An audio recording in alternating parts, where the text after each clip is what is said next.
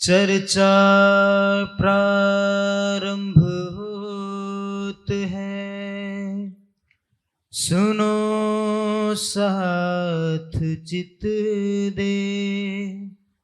भजो राज श्यामा श्री प्राणनाथ, सखी जीवन हमारोए। श्री महामति कहे साथ जी, भया चर्चा का बखत। अब तुम सुनियो चित दे, लाल आगे आए बैठे इन तखत। लाल आगे आए बैठे इन तखत।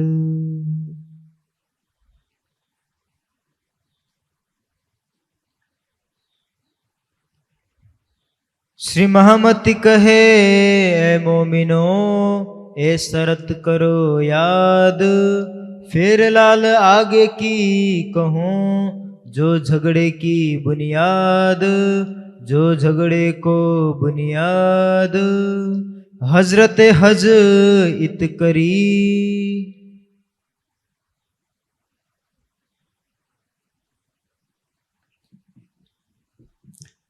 अक्षरातीत धामधनी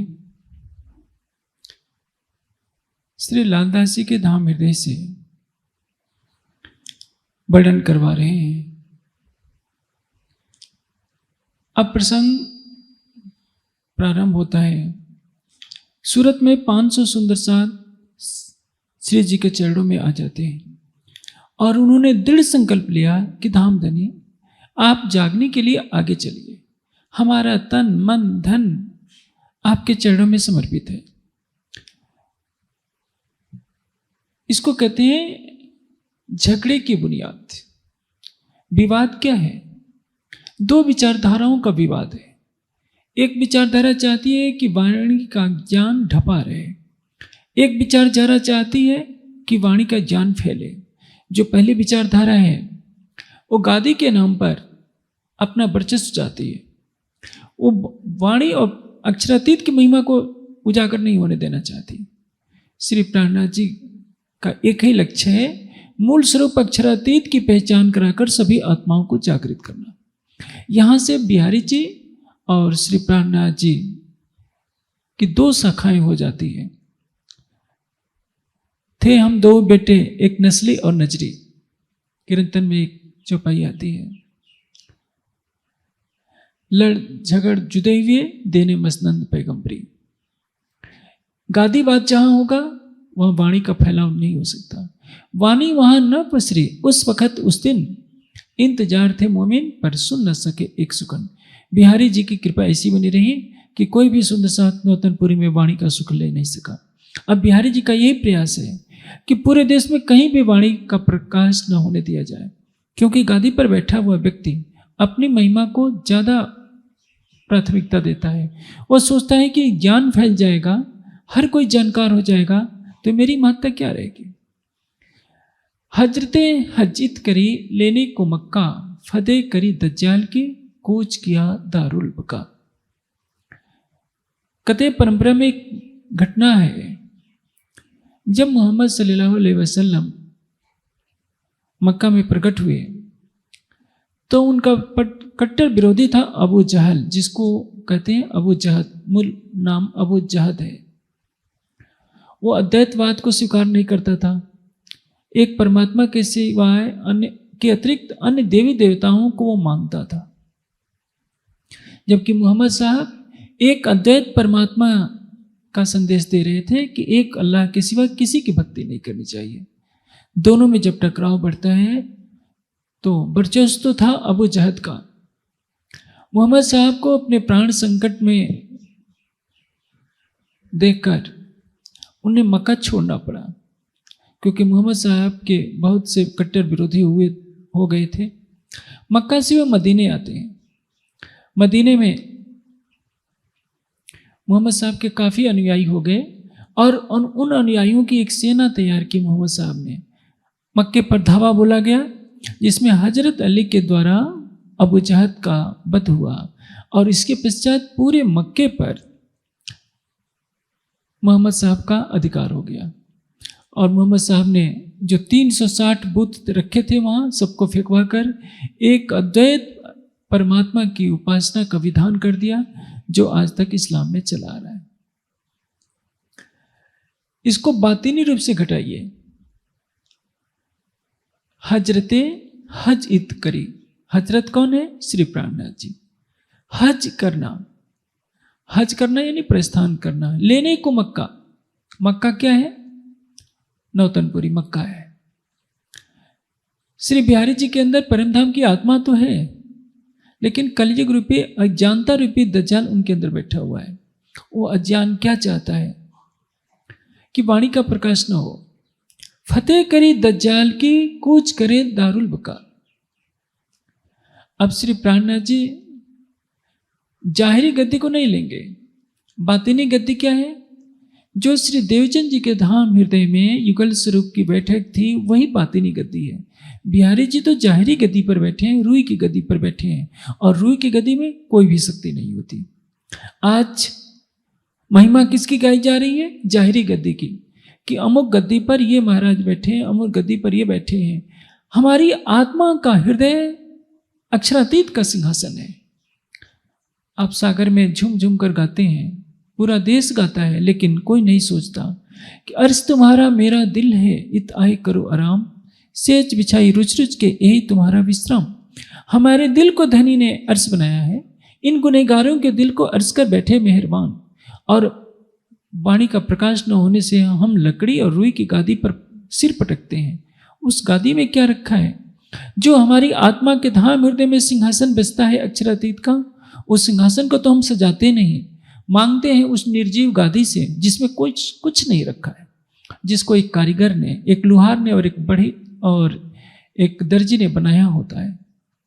लुहार और एक बढ़ई और दर्जी की बनाई हुई गादी पर हम मत्था टेकें, और अक्षरातीत ने हमारी आत्मा के अंदर अखंड रूप से अपना सिंहासन बनाया हुआ है। हम अपनी अंतर्दृष्टि खोलकर अपने सिंहासन पर बैठे हुए अपने प्राणेश्वर को नहीं रिझाएं तो गुनहगार कौन है? यही अज्ञानता है। बिहारी जी जाहिरी गद्दी पर बैठे हुए, वंशानुगत प्रभाव है उनका। योग्यता है यह है कि देवचंद जी के सुपुत्र हैं, और गादी पर बैठकर सब कुछ अपने तानाशाही फरमान को जाहिर कर रहे हैं कि नीची जात को तारतम नहीं देना, विधवा को तारतम नहीं देना, मेरे और तुम्हारे सिवा कोई तारतम न दे। श्री जी को यह स्वीकार नहीं, वहाँ से अंतराय पड़ती है। लेकिन जो नौतनपुरी में उनके अनुयायी थे वो तो उनको ही मानेंगे।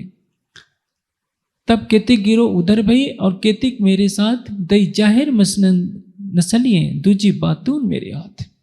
जाहिरी गद्दी पर अधिकार हो जाता है बिहारी जी का, और बातिनी गादी पर अधिकार है श्री प्राणनाथ जी का, क्योंकि उनके धाम हृदय में युगल स्वरूप की बैठक है। परम धाम की वाणी उनके तन से अवतरित हो रही है। सब सुंदर साथ उनकी ब्रह्मवाणी का रसपान करके जागनी के कार्य में अपना तन मन धन न्यौछावर कर रहे हैं। 500 की संख्या के साथ अब यहाँ से प्रस्थान करते हैं। इसको कहते हैं हज करना। हजरते हज इत करी, लेने को मक्का। मक्का पर जाहिरी अधिकार नहीं, बातिनी अधिकार, कि अक्षरातीत किसके दिल में बैठे हैं? बिहारी जी के अंदर बैठे हैं या श्री महामती जी के धाम हृदय में बैठे हैं? फतेह करी दज्जाल की, जब कूच करे दारुल बका।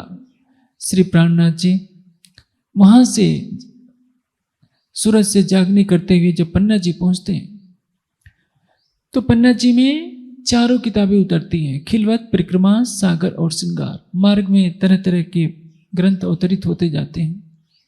जब श्री जी अनूप शहर पहुँचेंगे, प्रकाश हिंदुस्तानी, कलश हिंदुस्तानी, सनंद की वाणी उतरती है। रामनगर में कुछ परिक्रमा के अंश उतरते हैं। चित्रकूट में क्यामतनामा उतरता है। परम धाम की 7 किताबें पन्ना जी में, 4 किताबें पन्ना जी में उतरती हैं। इसके अतिरिक्त मार्फत सागर भी उतरता है, सिंधी भी उतरती है। अब यह है, सबको पता चल गया कि अक्षरातीत किसके अंदर है? महामती जी के धाम हृदय में। और सबने उनको अपना आराध्य माना, अपना प्राणघन माना, अपना प्राणेश्वर माना कि यही है हमारे अक्षरातीत जो हमारी आत्मा को जगाने के लिए आए। देवचंद जी की गादी पर बैठे हुए बिहारी जी महाराज केवल जाहिरी गादी लेकर के बैठे हैं, उस गादी में कोई भी शक्ति नहीं है। इसको कहते हैं फतेह करी दज्जाल की। अज्ञान रूपी जो दज्जाल बिहारी जी के अंदर बैठा था, उसको उन्होंने जीत लिया। कूच करे दारुल बका, दारुल बका कहते हैं पद्मावतीपुरी धाम को, क्योंकि वहां अखंड परम धाम की निधि उतरी। परम धाम की चारों किताबें, खिलवत, परिक्रमा, सागर, श्रृंगार, और वहीं बैठे बैठे सब सुंदर साथ ने परम धाम का सुख लिया।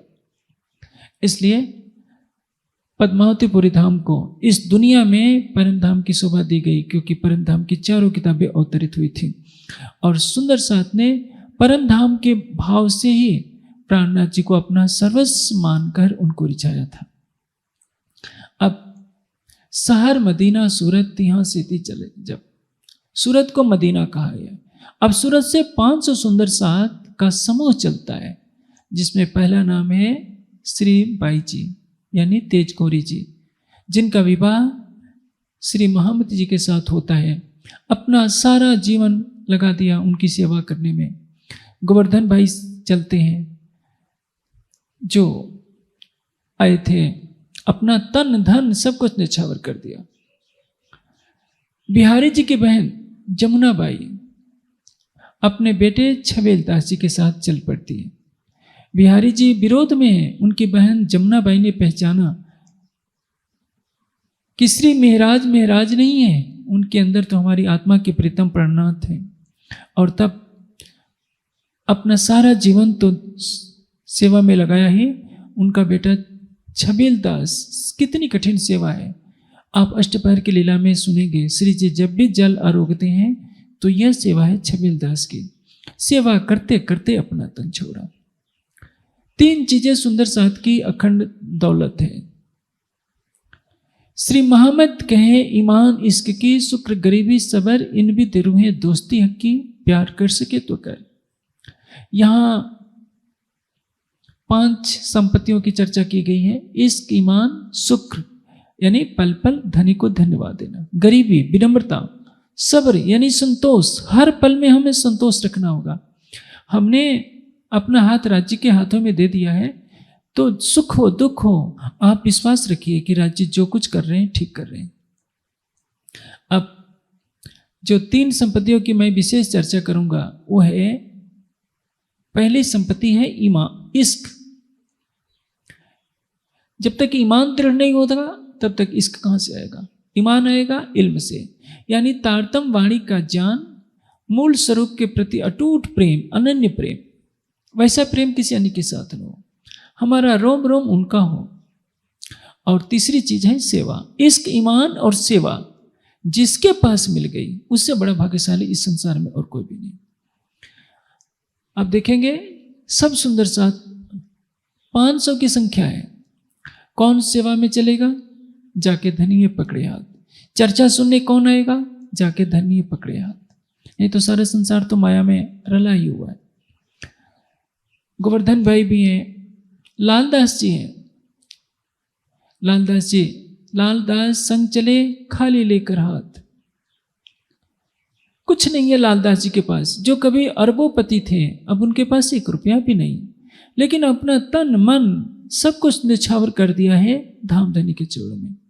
उनकी एक बेटी है और एक पत्नी है। उनका पूरा कबीला, दामाद भी साथ चल पड़ता है कि जब आप चल रहे हैं तो हम क्यों रहें। इसके अतिरिक्त भीम भाई पूरे परिवार के साथ श्री जी के साथ चल पड़ते हैं और सेवा करते करते पन्ना जी में ही अपना तन छोड़ा। ये वो सुंदर साथ है जिन्होंने अपना तन मन सब कुछ निछावर कर दिया, क्योंकि उन्होंने पहचाना कि ये मिहिराज नहीं, इसमें तो हमारे श्री राज बसते हैं। और उसी भाव से उन्होंने पन्ना जी में सेवा की। आज सभी मंदिरों में जो भी सेवा की जाती है उस पद्मावतीपुरी धाम में होने वाली अष्टपहर की सेवा की एक झलक मिलती है। सबने माना कि जैसे हम परम धाम में राजी को रिझाते हैं, यहाँ भी मिहिराज के धाम हृदय में बैठे हुए अक्षरातीत को हम रिझाएंगे। आप देखेंगे कि उसमें कुछ सुंदर साथ ऐसे भी रहे जिन्हें किसी कारणवश माया में आ जाना पड़ा। धाराबाई हमेशा श्री जी के आदेश पर पातियां पहुंचाते रहते थे। ये बहुत कठिन काम था। कुछ पारिवारिक संकटों के कारण उनको वापस आना पड़ा। अब ये सुंदर साथ का समूह चल पड़ता है। गुजरात में 4 दिन रुके, अहमदाबाद के पास। उसके पश्चात सिद्धपुर गए। सिद्धपुर एक धार्मिक स्थान है गुजरात का। वहाँ एक विंध्य सरोवर है। विंध्य सरोवर में स्नान के लिए श्री जी गए तो वहाँ उनकी भेंट होती है भगवान दास रेवादास से। भगवान दास रेवादास वहाँ के एक पंडा है।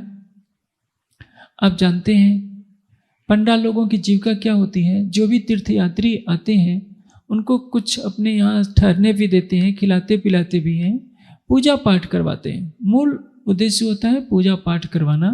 ये बही खाते अपना सारा लिखे रहते हैं कि आपके पूर्वज हमारे साथ जुड़े हुए हैं। आप किसी भी धार्मिक स्थान में चले जाइए तो पंडा लोग घेर लेते हैं। वहाँ भी रेवादास को जब गोवर्धन भाई ने एक मुहर दी तो उसको लालच आ गया। वो लालच में कहने लगा कि एक और दे दीजिए। गोवर्धन भाई कहते हैं कि भाई तू ये एक मोहर की लालच कर रहा है, यह तो देख ये कौन है। तू इनसे अखंड का धन मांग। तू एक क्या, यदि तुम्हारी तृप्ति इससे होगी तो मैं 10 मोहरें दे सकता हूं, लेकिन ये तो मोहरें नश्वर है। तुम इनके स्वरूप की पहचान तो कर। तो इतने दिन रहा, 22 दिन श्री जी सिद्धपुर में रहते हैं और भगवान दास रेवादास उनके स्वरूप की पहचान नहीं कर सका था। लेकिन जब गोवर्धन भाई ने उनको कुछ प्रबोधित किया तो रेवादास की अंतर्दृष्टि खुल जाती है। श्री जी के चरणों में गिर करके क्षमा मांगने लगते हैं कि हे दामदनी, मैंने आपकी पहचान नहीं की, चलते चलते मेरा कुछ कल्याण कर दीजिए। अब श्री जी कहते हैं कि मैं 22 दिनों तक तुम्हारे साथ रहा, तुमने तो कुछ आध्यात्मिक ज्ञान की बात पूछी नहीं। अब चलते चलते मैं तुझे क्या बताऊं। छोटी सी बात तुम याद कर लो कि हद बेहद से परे परम धाम में है। उस परम धाम में अक्षरातीत और परम धाम की आत्माओं के बीच में प्रेम संवाद हुआ कि हमारा प्रेम बड़ा है। उसका निर्णय करने के लिए ब्रज और रास में आए। ब्रज रास के पश्चात हम पुनः इस जागने के ब्रह्मांड में आए और हमें जागृत होना है अपने मूल तन की याद करके, मूल स्वरूप को याद करके। यमुना जी के अंदर जो जल है वो दूध से भी उजला है, मिश्री से भी मीठा है। याद रखो कि यमुना जी के पूर्व में अक्षरधाम है, पश्चिम में रंग महल है अक्षरातीत का। हौज कौसर में यमुना जी गिरती है, पुखराज पहाड़ से निकलकर हौज कौसर में गिरती है। यमुना जी के ऊपर 7 घाट आए हैं और इनको पार कर रंग महल के चांदनी चौक में से होकर मुख्य द्वार से अंदर जाते हैं। 4 चौरस हवेलियों को पार कर 5वीं गोल हवेली में युगल स्वरूप सिंहासन पर विराजमान है। तुम उनका ध्यान किया करो। इतनी मोटी मोटी बातें राज्य उनको बता देते। अब बेचारा था तो पंडा, तत्व ज्ञान तो उसके पास था नहीं।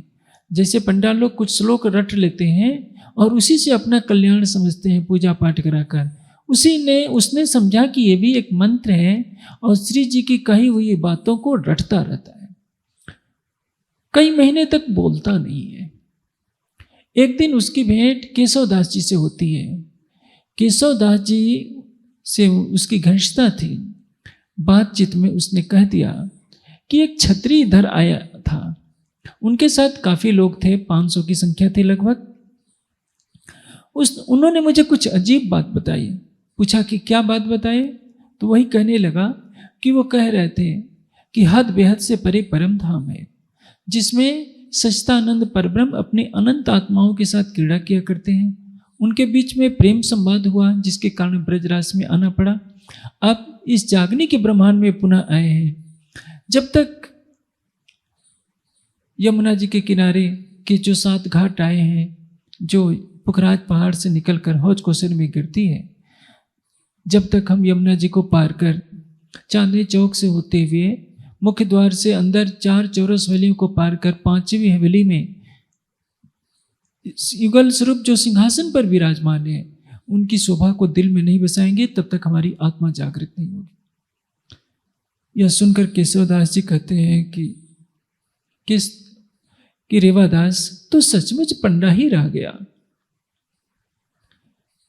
बंदर क्या जाने अदरक का स्वाद, कहावत कही जाती है। केशवदास जी को बहुत ग्लानि हुई। कहते हैं वह तो अक्षरातीत था, तुमने करी पहचान, अब मैं उतही जात हूं मुझे आया ईमान। ये ब्रह्म सृष्टि की पहचान है। श्री जी को अपने नयनों से नहीं देखा है, केवल एक शब्द सुनता है कि ये परम धाम का ज्ञान देने वाला कौन है, जो हद बेहद से परे परम धाम और युगल स्वरूप की पहचान दे रहे हैं। सीधे कह दिया वह तो अक्षरातीत था, तुमने करी पहचान। आज दुर्भाग्य है हमारे समाज का और उन सुंदर साथ का जो वाणी के मर्मज्ज कहलाते हैं, वाणी विशारद कहलाते हैं, बीतक की न जाने कितनी दर्जनों कथाएं कर चुके होते हैं, लेकिन वो भी मंच पर क्या कहते हैं कि प्राणनाथ जी श्री कृष्ण परमात्मा के दूत हैं, भक्त हैं, कवि हैं, महापुरुष हैं, छत्रसाल जी के गुरु हैं। बस इतनी ही तो पहचान जानते हैं। केशवदास परम धाम की ब्रह्मात्मा है। बहुत पुकार करूं किस खातिर, ये तो सुपन स्वरूप बेहद बनज का होएगा साथी, सो एक लवे हो सी टुक टुक। जो बेहद की आत्मा होगी वह तो एक शब्द सुनते ही समर्पित हो जाएगी, तन मन धन निछावर कर देगी। अब केशवदास जी वहीं से चल पड़ते हैं। आजकल की तरह तो पता नहीं था, आजकल तो मोबाइल है, कहीं से कहीं पता कर लेते हैं, किस मार्ग पर जाना है मोबाइल से रास्ता भी मिल जाता है, सब कुछ। लेकिन उस जमाने में तो कुछ नहीं था, पैदल चलना है। लेकिन एक तड़फ है कि आज से 4 महीने पहले इधर से हमारे धाम धनी गुजरे हैं, तो मैं उनको खोज लूंगा। वहीं से चल पड़ते हैं, बिना खाए पिए चल देते हैं। एक लगन होनी चाहिए धाम धनी को पाने की। केशवदास जी में वो तड़प है, क्योंकि ब्रह्मसृष्टि अपने आराध्य, अपने सर्वेश्वर, अपने प्राणेश धाम धनी के बिना कैसे रह सकती है।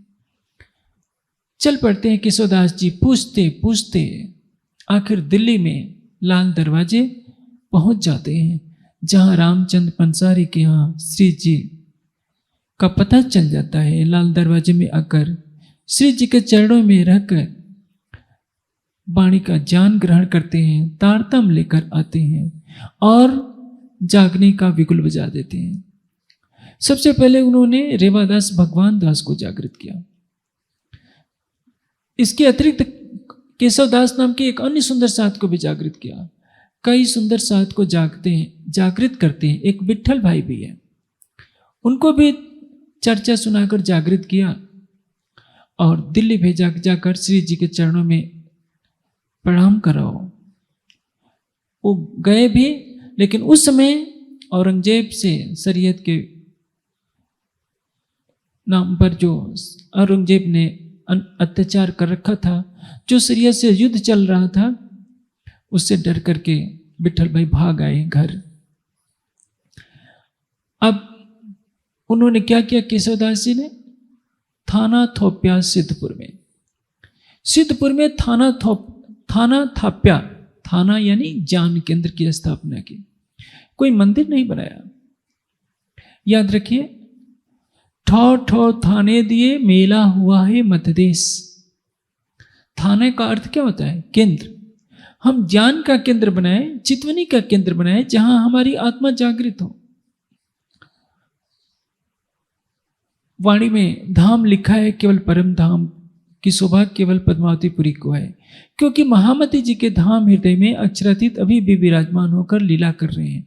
और महामती जी को अंतर्धान लीला के पश्चात चबूतरे पर पधरा दिया गया था। उद्यानावस्था में आज भी महामती जी का तन विराजमान है।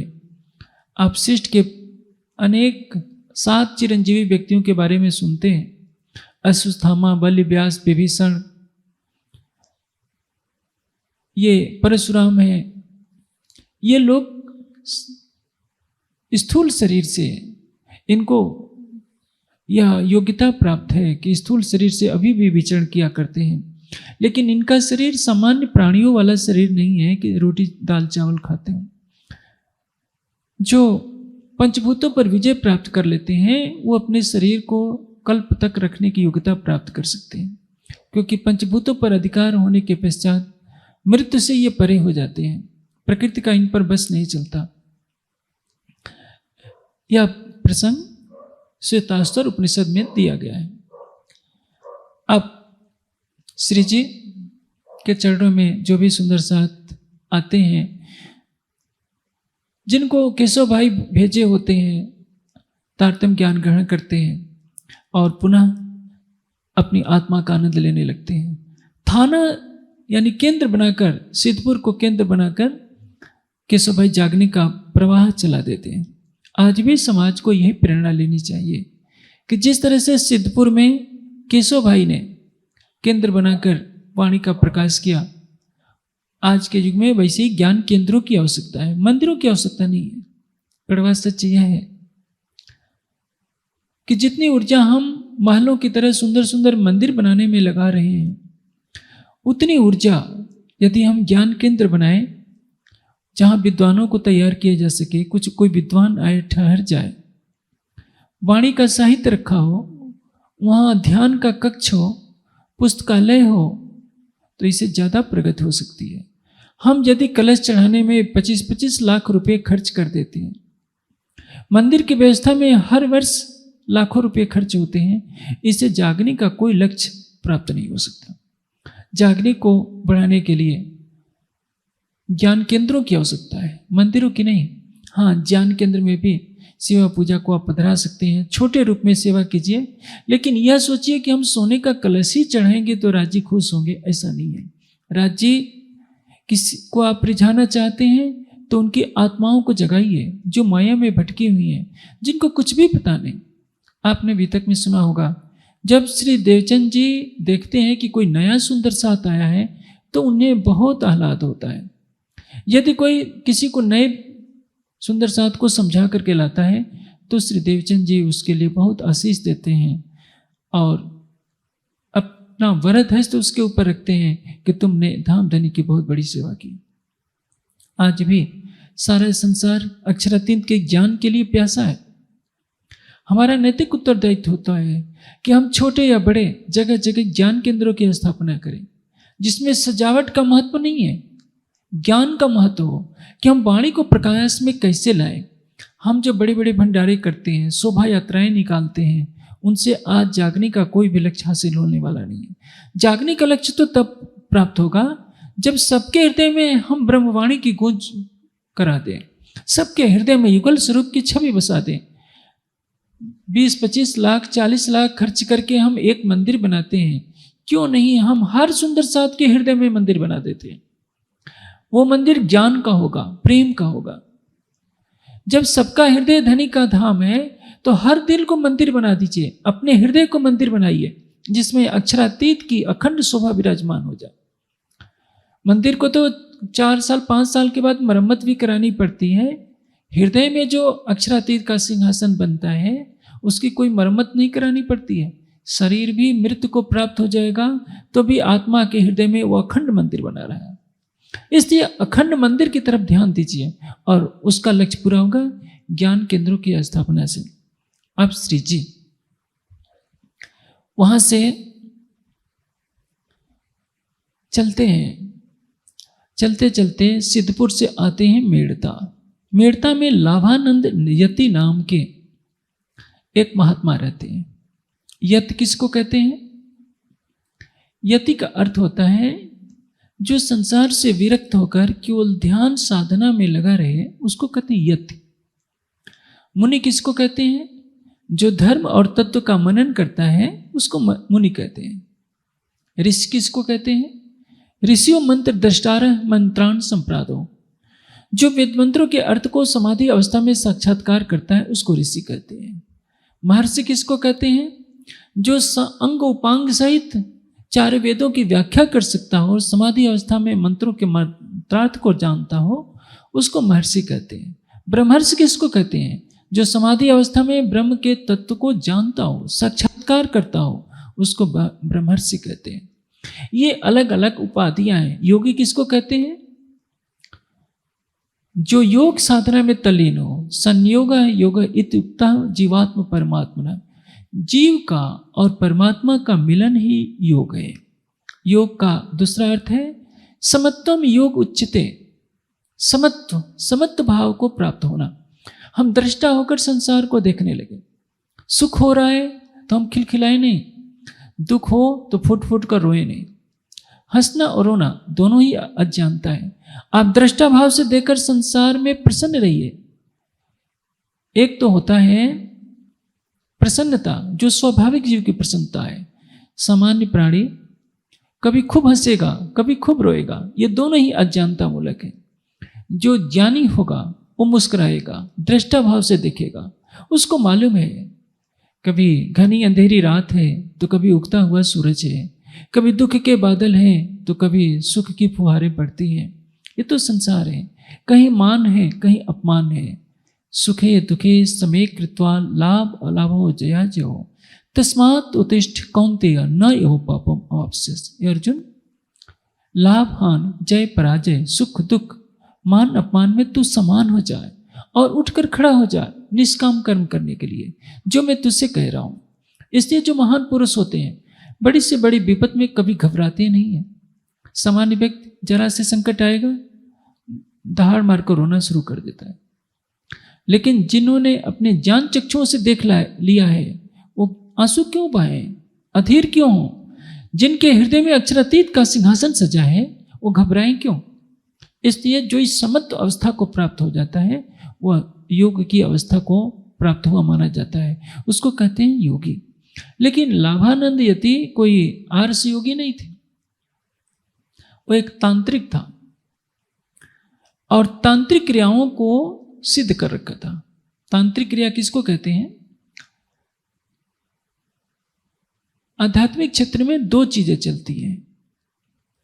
अध्यात्म के नाम पर जो बाजार लगता है उसमें दो तरह की दुकानें मिलेंगी।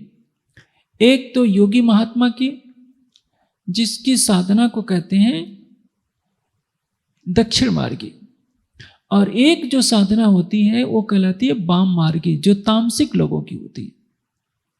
आप देखते हैं समाचार पत्रों में, आप पढ़ते रहते हैं, टीवी में भी देखते हो, कई जगह तांत्रिक कहीं शराब चढ़ाते हैं, किसी की बलि दिला देते हैं, कहीं बच्चों की हत्या करा देते हैं।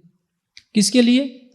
कई जगह पेपरों में भी छप जाता है कि अमुक को बच्चा नहीं होता था, दूसरे के बच्चे का अपहरण लाए और उसकी हत्या कर दे ताकि हाँ तुम्हारे को बच्चा हो जाएगा। ये कितना पाप है। ये तांत्रिक क्रियाएं अधिकतर झूठ पर आधारित होती हैं। ये तांत्रिक क्रिया करने वाले तामसिक होते हैं, मांस का भक्षण भी करते हैं, शराब भी पीते हैं, अपने इष्ट को भी शराब चढ़ाते हैं, श्मशान में रहते हैं, राख लपेटे रहते हैं। इनके हाथ में मनुष्य की खोपड़ी होती है और चमत्कार दिखाकर लोगों को डराए रखते हैं। जो इनका कहना नहीं मानता उसको अपने तांत्रिक क्रियाओं से इतने परेशान कर देते हैं कि व्यक्ति हाथ जोड़कर इनके सामने अपना सब कुछ समर्पित कर देता है कि जो आप कहेंगे हम वही मान लेंगे। श्री जी जब पहुंचते हैं मेड़ता में तो लाभानंद यति का पूरे मेड़ता पर वर्चस्व था, और अपने वर्चस्व को बनाने के लिए उसने क्या किया था? किसी भी महात्मा को वो नगर में आने नहीं देता था। पहली तो बात यह कि सबको उसने मना कर रखा था कि मेरे अतिरिक्त जो कोई किसी महात्मा के पास जाएगा, जान चर्चा सुनेगा, उसको दंडित मैं करूंगा। और इसी डर से कोई भी कथा चर्चा सुनने किसी के पास नहीं जाता था। उसका भय इतना फैला हुआ था। श्री जी जब जाते हैं तो 10 दिनों तक उससे चर्चा होती है। उसको आध्यात्मिक ज्ञान तो था नहीं, जीवन भर उसने तांत्रिक सिद्धियां कर रखी थी। तांत्रिक सिद्धियों में क्या किया जाता है? वशीकरण होता है, मारण होता है, मोहन होता है, उच्चाटन होता है। ये तांत्रिक क्रिया है। दूसरों को बस में कर लेना, इसमें क्या करते हैं, दीवार पर एक काला बिंदु बना देते हैं और उस बिंदु को एकटक होकर 3-3.5 घंटे तक लगातार यदि आप देखें, आपको ये नहीं करना है क्योंकि ऐसा करना पाप कहलाता है।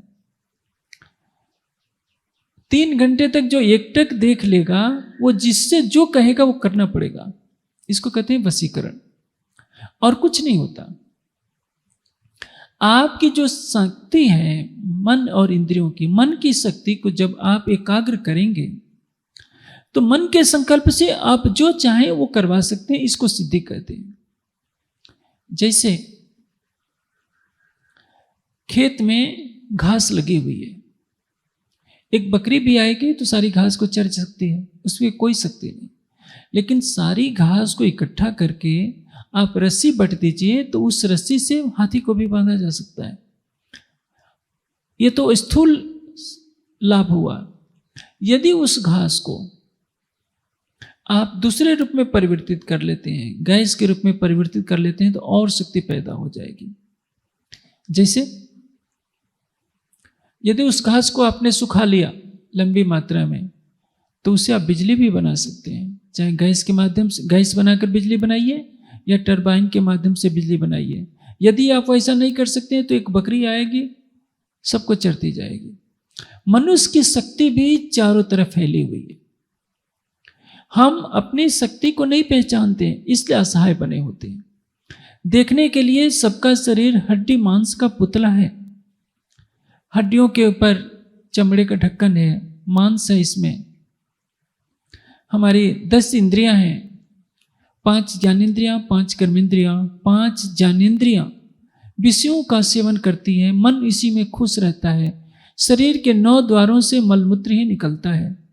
देख, कहने के लिए ये शरीर है अशुद्ध, लेकिन इसी शरीर से परमात्मा से मिलन होता है।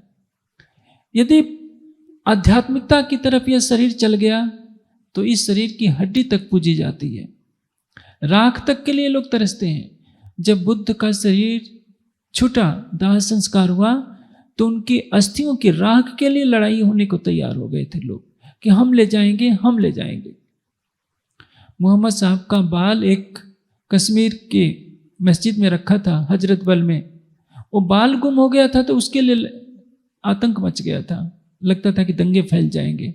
फिर कहीं से बाल खोज कर रखा गया। आप सोचिए, संसार में तो अरबों प्राणी हैं, प्रतिदिन हजारों लाखों मरते हैं, उनको क्या किया जाता है? आग में जला दिया जाता है, जमीन में गाड़ दिया जाता है, क्योंकि उन्होंने अपना ध्यान परमात्मा की तरफ किया नहीं होता। एक सती है, उसके सतीत्व के सामने सब सिर झुकाते हैं। एक वेश्या है जिसकी तरफ कोई देखना भी नहीं चाहता। मनुष्य का कर्म ही उसको तो महान बनाता है। यदि हम इस शरीर से विषय भोगों में लिप्त रहेंगे तो कौन पूछेगा? एक दिन इंद्रियों का तेज समाप्त हो जाएगा, हमारा शरीर भी मृत्यु को प्राप्त होगा और उसको आग के लपटों के हवाले कर दिया जाएगा।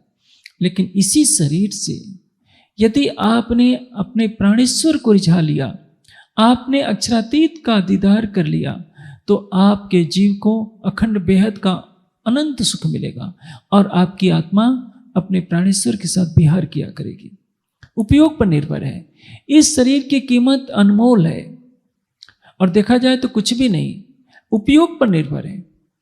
इसलिए तो विष्णु पुराण में एक श्लोक आता है कि गायन्ति देवा किल गीतकानि धन्या तूति पारत भूमि भागे स्वर्ग अपवर्ग पद मार्ग भूता भूयन्ति पुरुषा भूयन्ति भूया पुरुषा सुरत्वात्।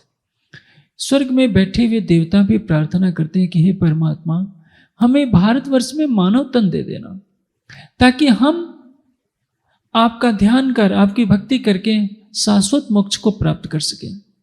जो स्वर्ग के देवता हैं, बैकुंठ के देवता हैं, उनको मोक्ष प्राप्त नहीं है। उन्हें उन लोगों का सुख तो प्राप्त होता है, परमात्मा की सानिध्यता नहीं है उनके पास। लेकिन भारत ही वो ऋषि भूमि है, वो देव भूमि है, जहाँ ज्ञान और वैराग्य की सरिता प्रवाहित होती है। आप अमेरिका में चले जाइए, ब्रिटेन में चले जाइए, सुख सुविधा तो बहुत मिलेगी, आध्यात्मिकता नहीं मिलेगी। मांस और बियर, चमकती हुई सड़कों के अलावा और कुछ नहीं मिलेगा विदेशों में। वहाँ कोई सोचे कि हम दिन रात 6-6 घंटे की समाधि लगाएं, 2-2 दिन की समाधि लगाएं, तो अमेरिका में, इंग्लैंड में ये सब नहीं होगा। भौतिक सुख जितना चाहे उतना मिल सकता है। हाँ, भारत व ऋषियों की, योगियों की धरती है, जहाँ गुफाओं में, झोपड़ियों में, वनों में कोई न कोई योगी मिल जाएगा जो सारे संसार से अलग होकर परमात्मा के ध्यान में लगा रहेगा। संसार के सारे सुखों को भोगने के बाद वो परम तत्व को देखना चाहता है, जानना चाहता है, और यही तो जीवन का स्वरूप और लक्ष्य होता है। बड़े बड़े चक्रवर्ती सम्राट अपनी वृद्धावस्था में सारे राजपाट को ठोकर मारकर वनों में जाकर झोपड़ी बनाकर रहते आए हैं, परमात्मा का ध्यान करते रहे हैं। बड़े बड़े ऋषि मुनि तत्ववेत्ता अपनी सारी आय उसी परमात्मा के चिंतन में लगाते रहे हैं। ये केवल भारत की धरती पर होता है। मैं वही बात कह रहा था कि दक्षिण मार्ग की जो उपासना पद्धति है वो सात्विक मार्ग से परमात्मा की आराधना करती है। जो वाम मार्गी पद्धति है वो मद्य से, मांस से, शराब से या अन्य तांत्रिक क्रियाओं से चमत्कार दिखाकर लोगों को वशीभूत करती है। आप बंगाल के जादू का नाम सुने होंगे, कामाख्या के जादू का नाम सुने होंगे। ये तांत्रिक ऐसे ही करते हैं, अपनी मन की शक्ति को एक जगह किसी मंत्र विशेष के जप में लगाते हैं। जैसे अभी एक विदेशी ने एक प्रयोग सिद्ध किया था। उसने अपने मन की संकल्प शक्ति से घड़ी की सुइयों को उल्टी दिशा में घुमा दिया था, दूर बैठे बैठे केवल देखकर। योगी क्या करते हैं, और कुछ नहीं होता। एक महात्मा जी के साथ सच्ची घटना घटी थी। उनके पास टिकट नहीं था। टीटीआई ने उनको नीचे उतार दिया। ये मेरी जन्मभूमि के पास की घटना है। टीटीआई ने जब नीचे उतारा तो उन्होंने अपनी भाषा में कहा कि क्या ट्रेन तो मुझे छोड़कर चली जाएगी। ड्राइवर बेचारा सारी ताकत लगाता रहा, ट्रेन एक कदम आगे नहीं बढ़ी।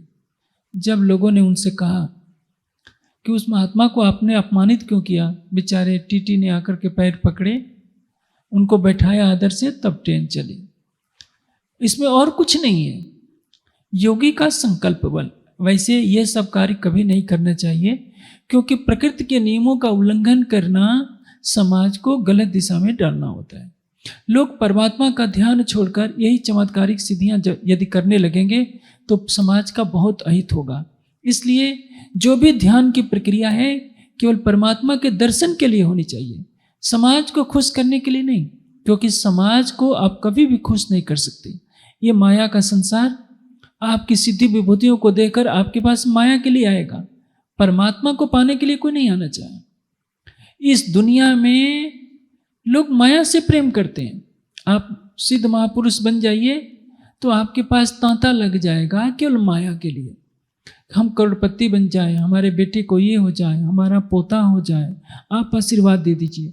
कोई ये नहीं मांगने आएगा कि हमको माया से छुड़ाकर परमात्मा का दर्शन कराइए। 1 लाख लोग आएंगे तो उनमें कोई एक व्यक्ति निकलेगा जो सच्चे हृदय से चाहता होगा कि हमें माया नहीं चाहिए, हमें परमात्मा का दर्शन करनी है। लेकिन जो अपना अनमोल समय केवल सिद्धियों को पाने में लगा देते हैं, उनसे बड़ा नादान, उनसे बड़ा मूर्ख और कोई नहीं।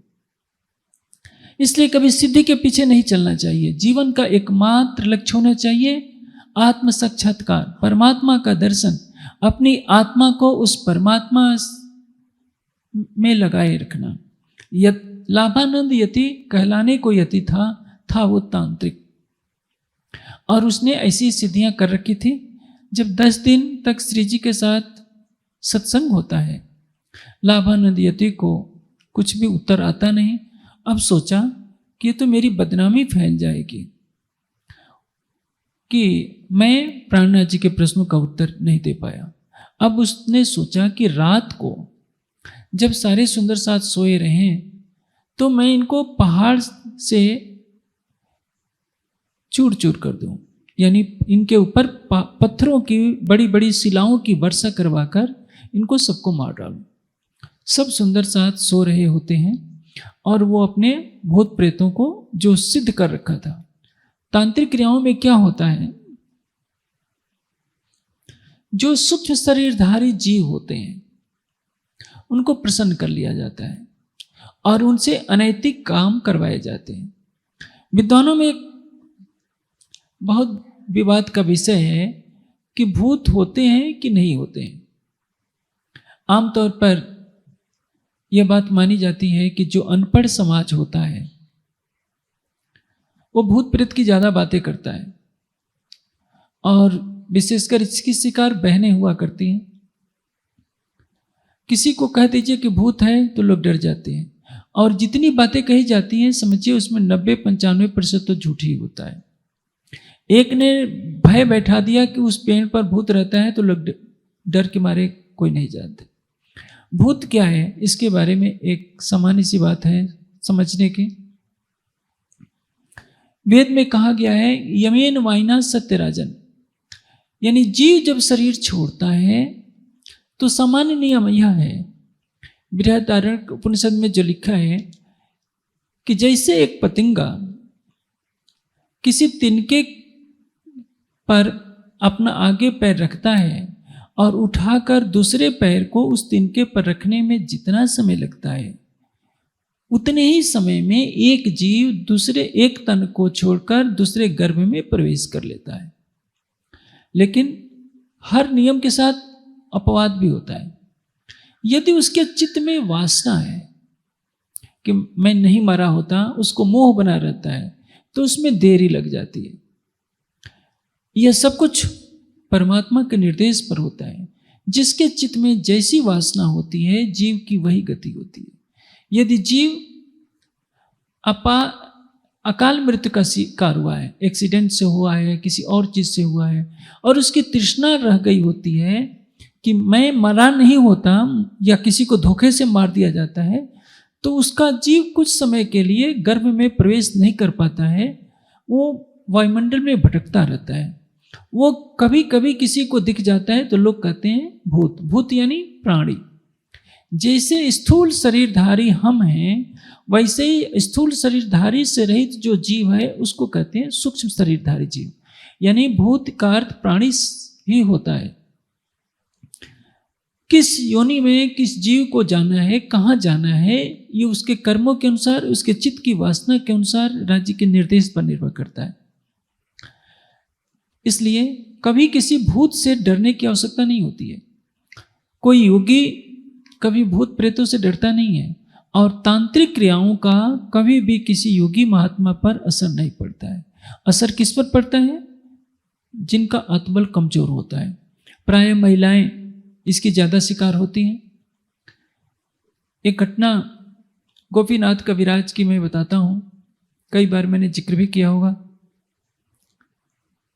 गोपीनाथ कविराज का एक विद्यार्थी था। आप जानते हैं गोपीनाथ कविराज बनारस के रहने वाले थे। उन्होंने पूरा पुस्तकालय ही पढ़ डाला था। 6 महीना उन्होंने एकांत में साधना की थी और बाद में राधा कृष्ण की विशेष भक्ति में उन्होंने एक ग्रंथ लिखा था। उस बस्ती में जहां उनका विद्यार्थी रहता था, एक ऐसे ही तांत्रिक महोदय आए। उनके पास लोगों की भीड़ लगने लगी। 1 मिनट में 1000 किलोमीटर से सामान मंगा देते थे कि देखो वहां से मैं सामान ये मंगा रहा हूं, ये मंगा रहा हूं। अब चमत्कार जहां होता है वहां तो दुनिया नमस्कार करती ही है। लोगों की भीड़ बैठ गई। उस विद्यार्थी के मन में भी जिज्ञासा हो गई कि क्यों ना मैं भी इस विद्या को सीख लूं। और वो तांत्रिक के पास चला गया कि मुझे भी यह विद्या सिखा दीजिए। उसने मंत्र सिखा दिया कि तुम्हें रात को इसका पाठ करना होगा।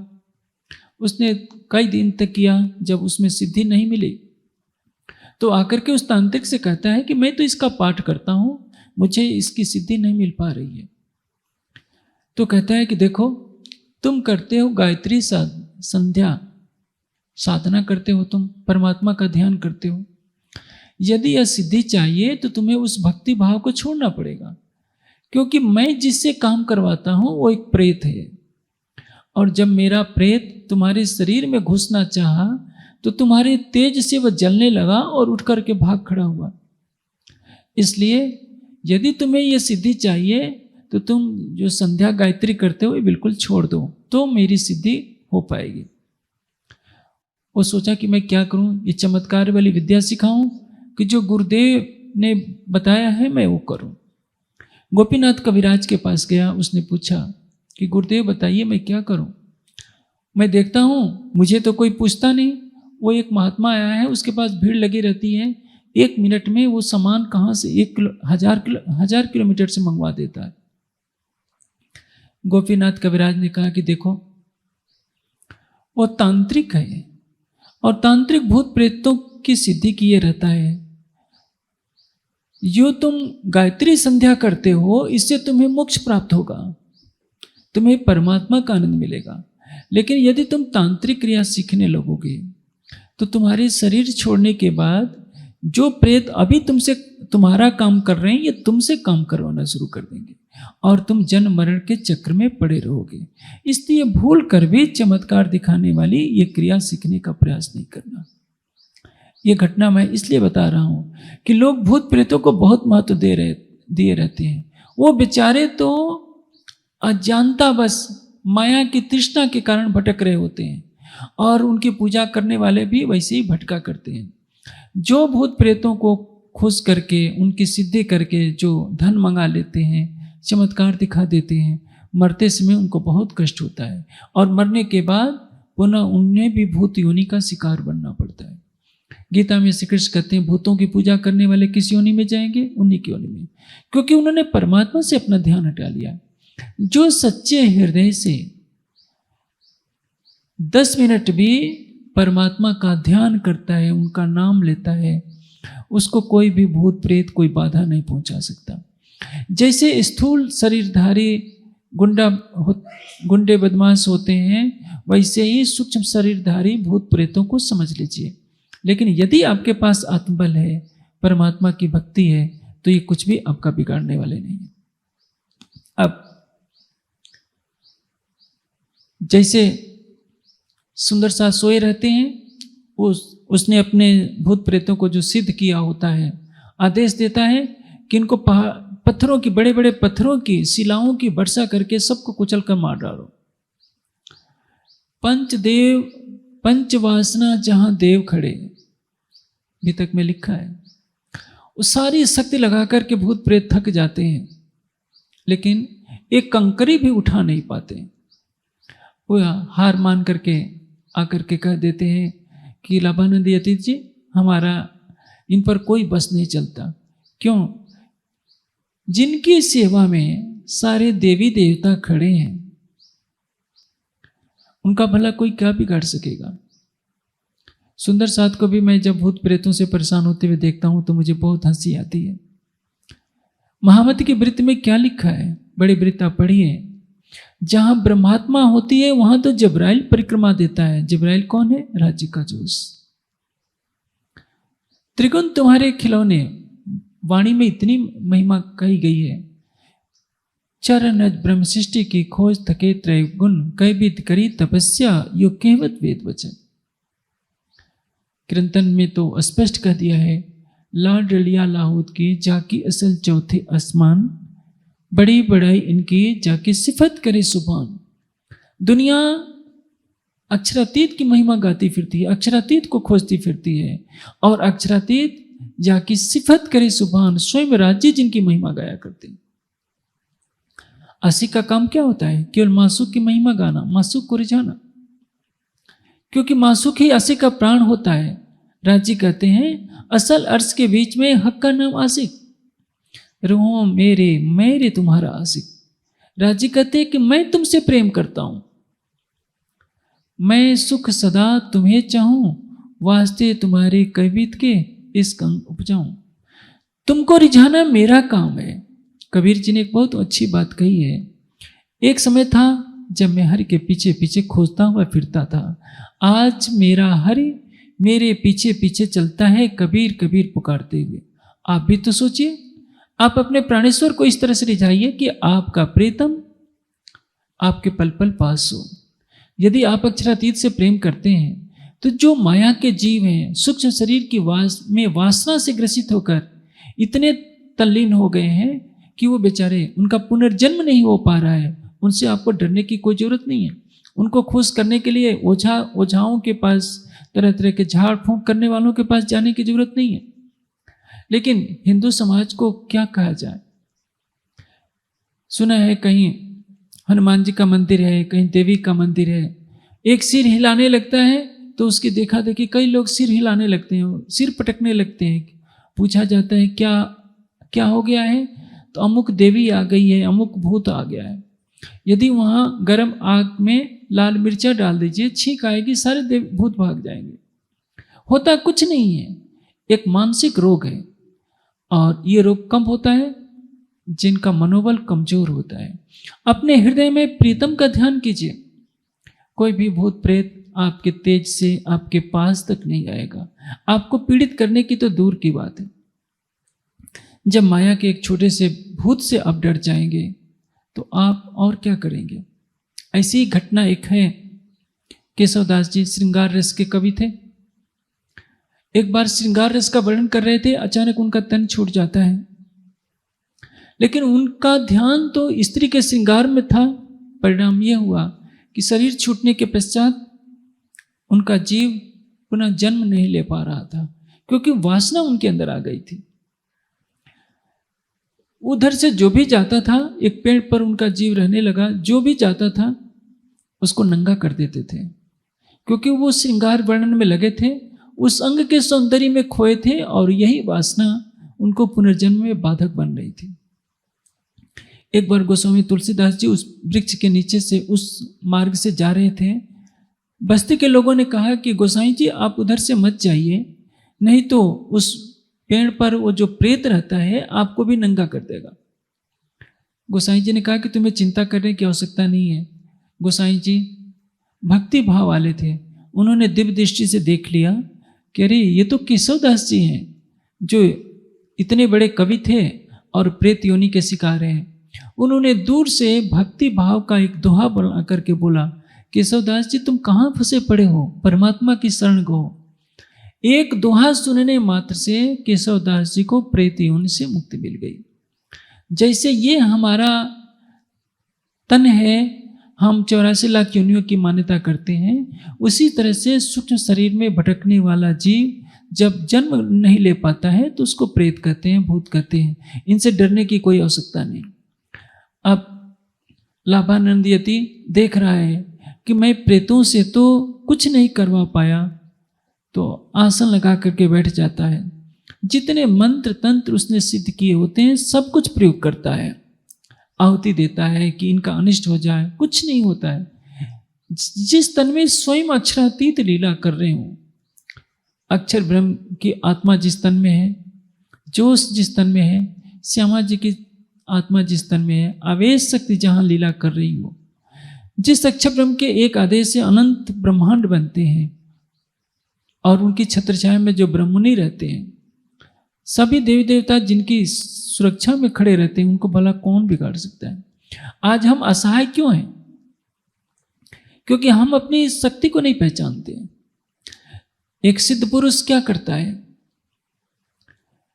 योग दर्शन में के विभूति पाद में सिद्धियों का वर्णन है। एक सामान्य व्यक्ति जब अपने मन को संयमित नहीं कर पाता तो असहाय व्यक्ति की तरह घूमता रहता है कि मैं शक्तिहीन हूं, गिड़गिड़ाता रहता है, मजारों पर सिर को पटकता है, पत्थरों पर सिर को पटकता है, नदियों और वृक्षों से मन्नत मांगता फिरता है। लेकिन यदि उसके आत्मबल जागृत हो जाए तो सोचता है कि मैं परम धाम की आह्लादनी शक्ति, मैं इन पत्थरों पर सिर को क्यों पटकूं, मजारों पर सिर को क्यों पटकूं। मैंने देखा है सुंदर साथ को भी भय के मारे कभी भूमिया देवता की शरण में चले जाते थे, कभी घर के बाहर जो चबूतरा ईंट का बना होता है उस पर भी सिर को पटक लेते हैं, कभी उसको भी भोग लगा देते हैं कि कहीं ये नाराज होकर हमारा अनिष्ट न कर दे। क्योंकि निष्ठा ही नहीं है परमात्मा पर, अपनी शक्ति पर विश्वास नहीं है कि मैं अक्षरातीत की आह्लादनी शक्ति, अक्षरातीत की पटरानी और इन पत्थरों के झूठे निर्जीव जड़ पदार्थों पर क्यों अपना ईमान धर्म बेच रही? ये तो तब होगा जब हमारी आत्मा के अंदर प्रियतम परब्रह्म का प्रेम आएगा।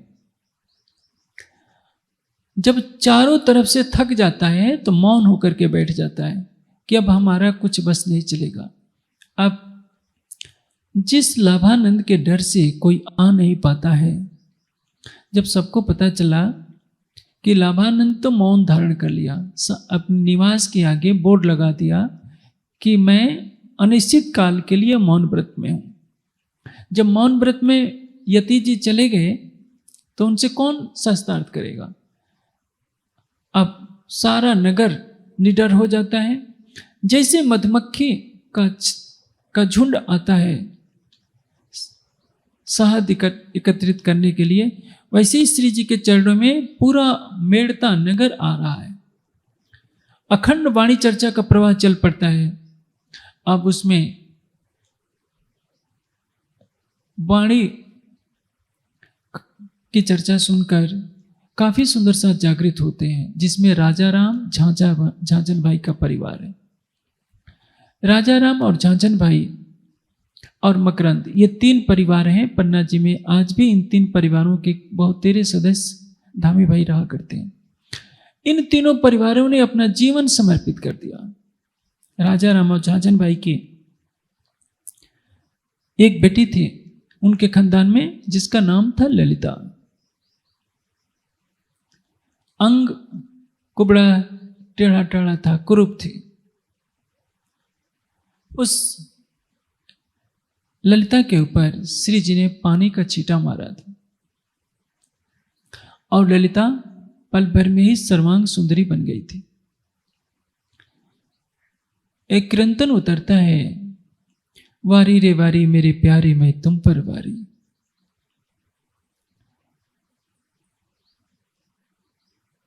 मेरे प्यारे मैं तुम पर बलिहारी हूं। इस प्रकरण में ललिता ने अपने भावों को व्यक्त किया है। वारी रे वारी मेरे प्यारे मैं तुम पर वारू। आगे इसमें कहती है, कोट बेर ललिता कुर्बानी मेरे धनी जी कायम सुकारी। जहर जिमी से कोई न निकस्या अमल चढ़े अति भारी। तरह तरह के उद्बोधनों से इसमें समझाया गया है।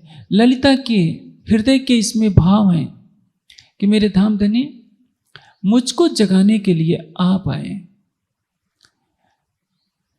मैं तो कुबड़ी थी, काली थी, लेकिन आपने मेरे शरीर को नहीं देखा, मेरी आत्मा को देखा और मुझ आत्मा को जागृत करने के लिए आप यहाँ आए हैं। तो आप कौन हैं? कुंज बिहारी, ऊपर कुंज बिहारी। मैं परम धाम के कुंज निकुंजों में विहार करने वाले आप अक्षरातीत इस तन में विराजमान होकर के लीला कर रहे हैं, तो मैं आपके ऊपर अपना सर्वस्व समर्पण करती हूँ। यही ललिता है। जब श्री जी के हाथों से पानी का छींटा पड़ते ही सर्वांग सुंदरी बन जाती है। अपना सब कुछ समर्पित करके पद्मावती पूरी बाद में आती है और अष्टपहर की लीला में आप सुनते हैं। प्रतिदिन ललिता आती है, श्री जी के चरणों में प्रणाम करती है जब स्नान करते हैं तो, और श्री जी पानी का छींटा तब भी फेंक देते हैं। सब सुंदर सा हंसने लगती हैं। यह लीला चलती रहती है। ये ललिता जो श्री जी के आशीर्वाद से, श्री जी की कृपा दृष्टि से सर्वांग सुंदरी बन गई थी। जैसे ब्रज में कुब्जा को श्री कृष्ण जी ने अपने स्पर्श मात्र से ठीक कर दिया था, और परमहंस महाराज श्री रामरतन दास जी ने भी, सहारनपुर के एक सुंदर साथ थे, उनकी भी एक बेटी थी, उसकी भी पेट टेढ़ी थी। उनके माता पिता ने लाकर महाराज जी की गोद में रख दिया कि महाराज जी आप ही इसको ठीक कर सकते हैं। महाराज जी ने उसकी पीठ पर एक थपकी मारी और उसी का परिणाम हुआ कि वो हमेशा के लिए स्वस्थ हो गई।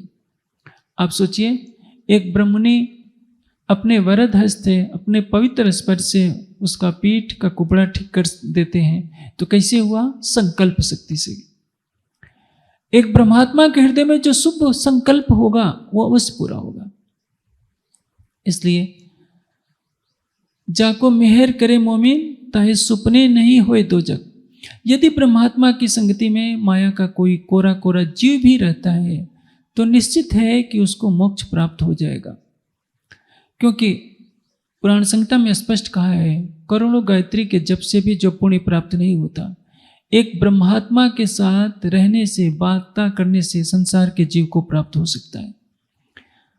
परमहंस महाराज श्री रामतन दास जी के साथ या अन्य ब्रह्ममुनियों के साथ जिन जिन जीवों ने अपना समय गुजारा होगा, निश्चित है कि उनका जीव किसी न किसी रूप में अखंड मुक्ति को प्राप्त हुआ होगा। जब एक फूल के वृक्ष के पास आप जाते हैं, फूल की सुगंध आपको मोहित कर सकती है, तो जिस बस्ती में, जिस तन में परम धाम की ब्रह्मात्मा का वास होता है, उसके आसपास भी रहने वाले कहीं न कहीं लाभान्वित होते हैं। अब राजा राम और झांझन बाई ने अपना सब कुछ श्री जी के चरणों में सौंप दिया, सारी चाबी, सारी संपत्ति ला करके रख दी। श्री जी ने कहा कि देखो, अब इसे राज्य की संपत्ति मानिए और आप जो व्यवसाय करते हैं उस व्यवसाय को कीजिए। सुंदर साध के खर्च के लिए जो भी धनराशि होती हो, जो बच जाता है, वो सुंदर साध की सेवा में खर्च कीजिए। आप देखेंगे लगभग 1732 का समय है, 32-33 का समय है जब श्री जी मेड़ता में रहते हैं। वहां से लेकर पन्ना जी तक पहुंचने तक 1740-41 तक लगभग 9 सालों से अधिक समय तक, 10 वर्षों तक राजा राम और झांझन बाई ने सारे सुंदर साध की सेवा का खर्च उठाया। आप सोचिए, पन्ना जी पहुंचने तक 5000 की संख्या है। 5000 सुंदर साध का 10 वर्षों तक सेवा करना कैसे संभव है? आप राज्य की तरफ 1 कदम बढ़ाएंगे, राज्य आपकी तरफ 10 कदम बढ़ाएंगे। आप राज्य की सेवा के लिए पवित्र हृदय से जो भी खर्च करेंगे कभी भी घटेगा नहीं, लेकिन यदि भाव नहीं है तो आपका घटता जाएगा।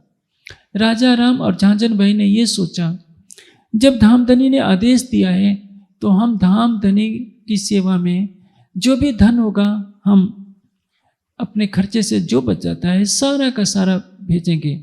और जैसे जैसे वो राज्य की सेवा करते गए, उनका धन कई गुना बढ़ता गया और वो सारा का सारा धन सुंदर साध की सेवा में आता रहा।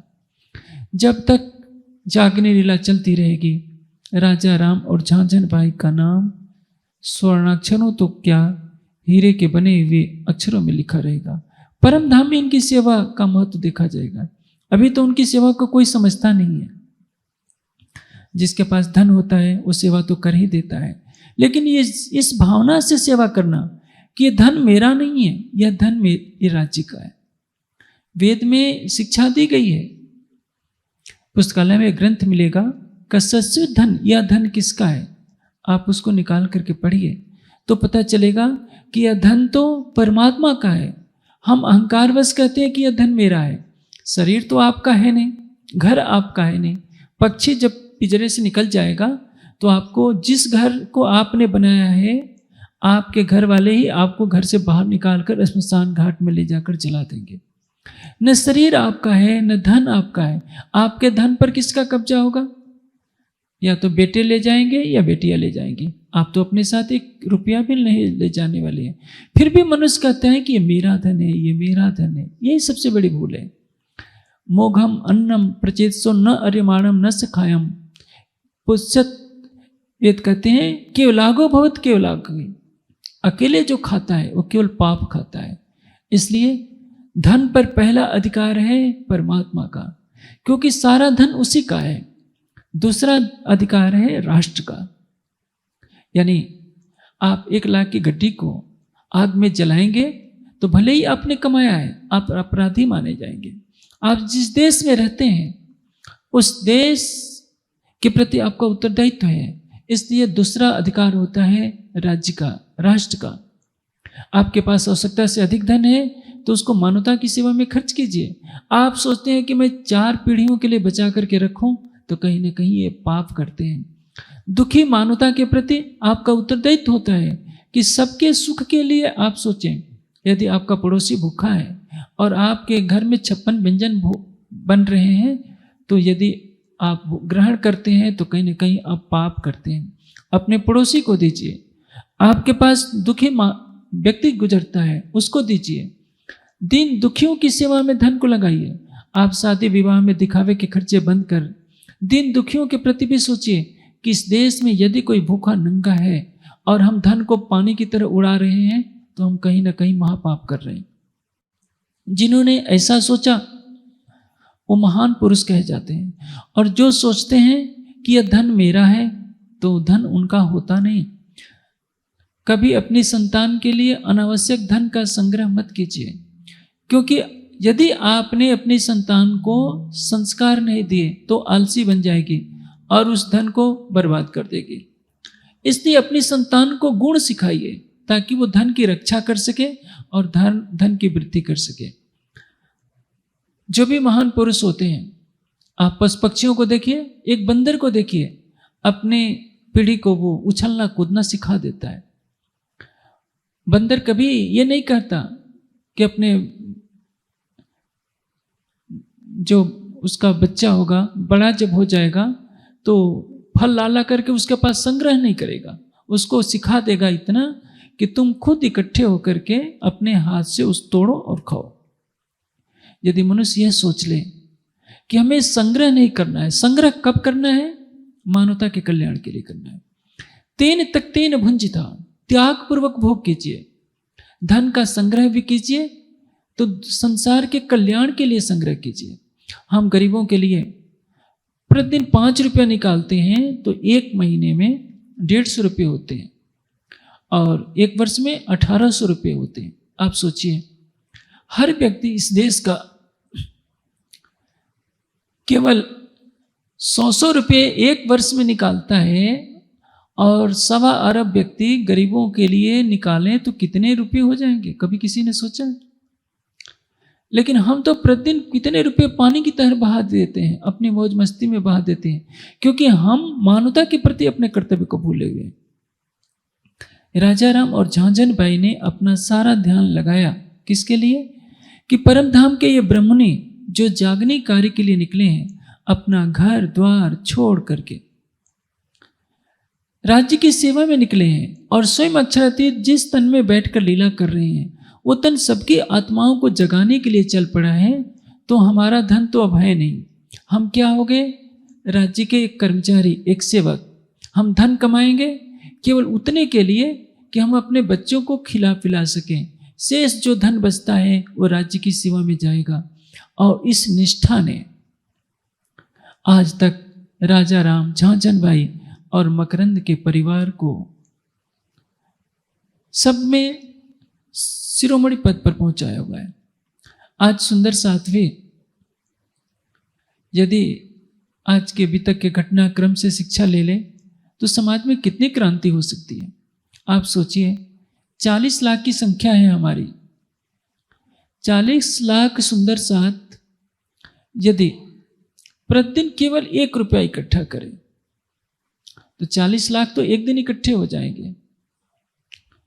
और समझिए एक वर्ष में कितने रुपए इकट्ठे हो जाएंगे। यदि 40 लाख सुंदर साथ के नाम पर 1-1 रुपया प्रतिदिन दिया जाता है, सब में संगठन हो जाए तो एक वर्ष में इतने करोड़ रुपए इकट्ठे हो जाएंगे कि कई विश्वविद्यालय बन जाएंगे। और उन विश्वविद्यालयों में कितने विद्वानों को तैयार कर पूरे देश में वाणी की गूंज कराई जा सकती है। लेकिन कोई नियोजित प्रयास जैसा होना चाहिए था 300 वर्षों में अच्छी तरह से नहीं हुआ। परिणाम यह हुआ कि हमारा धन गलत चीज़ों में खर्च होता है। मैं आज भी कहता हूँ कि आज का युग शोभा यात्राओं के लिए नहीं है। शोभा यात्राओं में बड़े बड़े रथ सजाए जाते हैं, पटाखे छुड़ाए जाते हैं, लाखों रुपया पानी की तरह बहा दिया जाता है। कल्पना कीजिए, यदि एक शोभा यात्रा में 1 लाख रुपया लगता है तो 1 लाख रुपये में हम 10 रुपये की एक प्रति वाली 10,000 पुस्तकें छपवा सकते हैं, या 10,000 से ज़्यादा हम DVD तैयार करवा सकते हैं जो 10,000 परिवारों तक पहुंचाई जा सकती है। वो लाभ है कि तमाशे दिखाने में लाभ है। यदि आज भी हमारा समाज शिक्षा की तरफ ध्यान नहीं दिया तो क्या होगा? समाज में ज्ञान की महत्ता है। हमारे समाज की भी महिमा गोपाल मणि जी के कारण है, परमहंस महाराज श्री रामरतन दास जी के कारण है, फूलपुर भैया की गादी पर और जितने परमहंस हुए बाबा दयाराम के कारण है, सीताराम भैया के कारण है, या जितने परमहंस हुए मंगलदास जी के कारण है, जिन्होंने अपना तन मन धन राज्य के लिए सेवा में लगा दिया, जिन्होंने रात रात भर बैठ करके ध्यान किया, वाणी की गूंज को संसार में गुजाया, उसका महत्व है। बड़े बड़े सेठ जो आलीशान मंदिर बना देते हैं, एसी से सजावट कर देते हैं, हमें सुख सुविधा तो मिल जाएगी एसी के कमरों से। यदि हम सोने की ईंटों से मंदिर भी बना देंगे, लेकिन उससे ज्ञान का प्रकाश नहीं फैलेगा तो क्या होगा? जागृति के लिए आवश्यकता है, हमें धन का सदुपयोग सीखना होगा कि हम भविष्य में कलशों में जो धन खर्चा करते हैं, बड़े बड़े भंडारों में जो धन खर्च करते हैं, उसका सही उपयोग हो और सही समय पर उचित विद्वान तैयार किए जाएं, साहित्य का वितरण हो, सबके हृदय में ज्ञान की ज्योति जले और तभी जागने का प्रकाश तेजी से फैल सकता है। राजा रामझांझन भाई ने ये पुनीत कार्य किया। इसके अतिरिक्त मृत्यु में काफी सुंदर साथ की आत्मा जागृत होती है। एक दिन श्री जी संध्या के समय टहलने जा रहे थे। मुल्ला ने बांग पर मीनार दी, ला इलाहा इल्लल्लाह मोहम्मद रसूल अल्लाह। श्री जी सोचने लगे, आखिर ये मुल्ला क्या कह रहा है? ला तो कहिया नाही को, इलाह तो है हक। ये तो अक्षरातीत की बात बड़ी बुजुर्ग।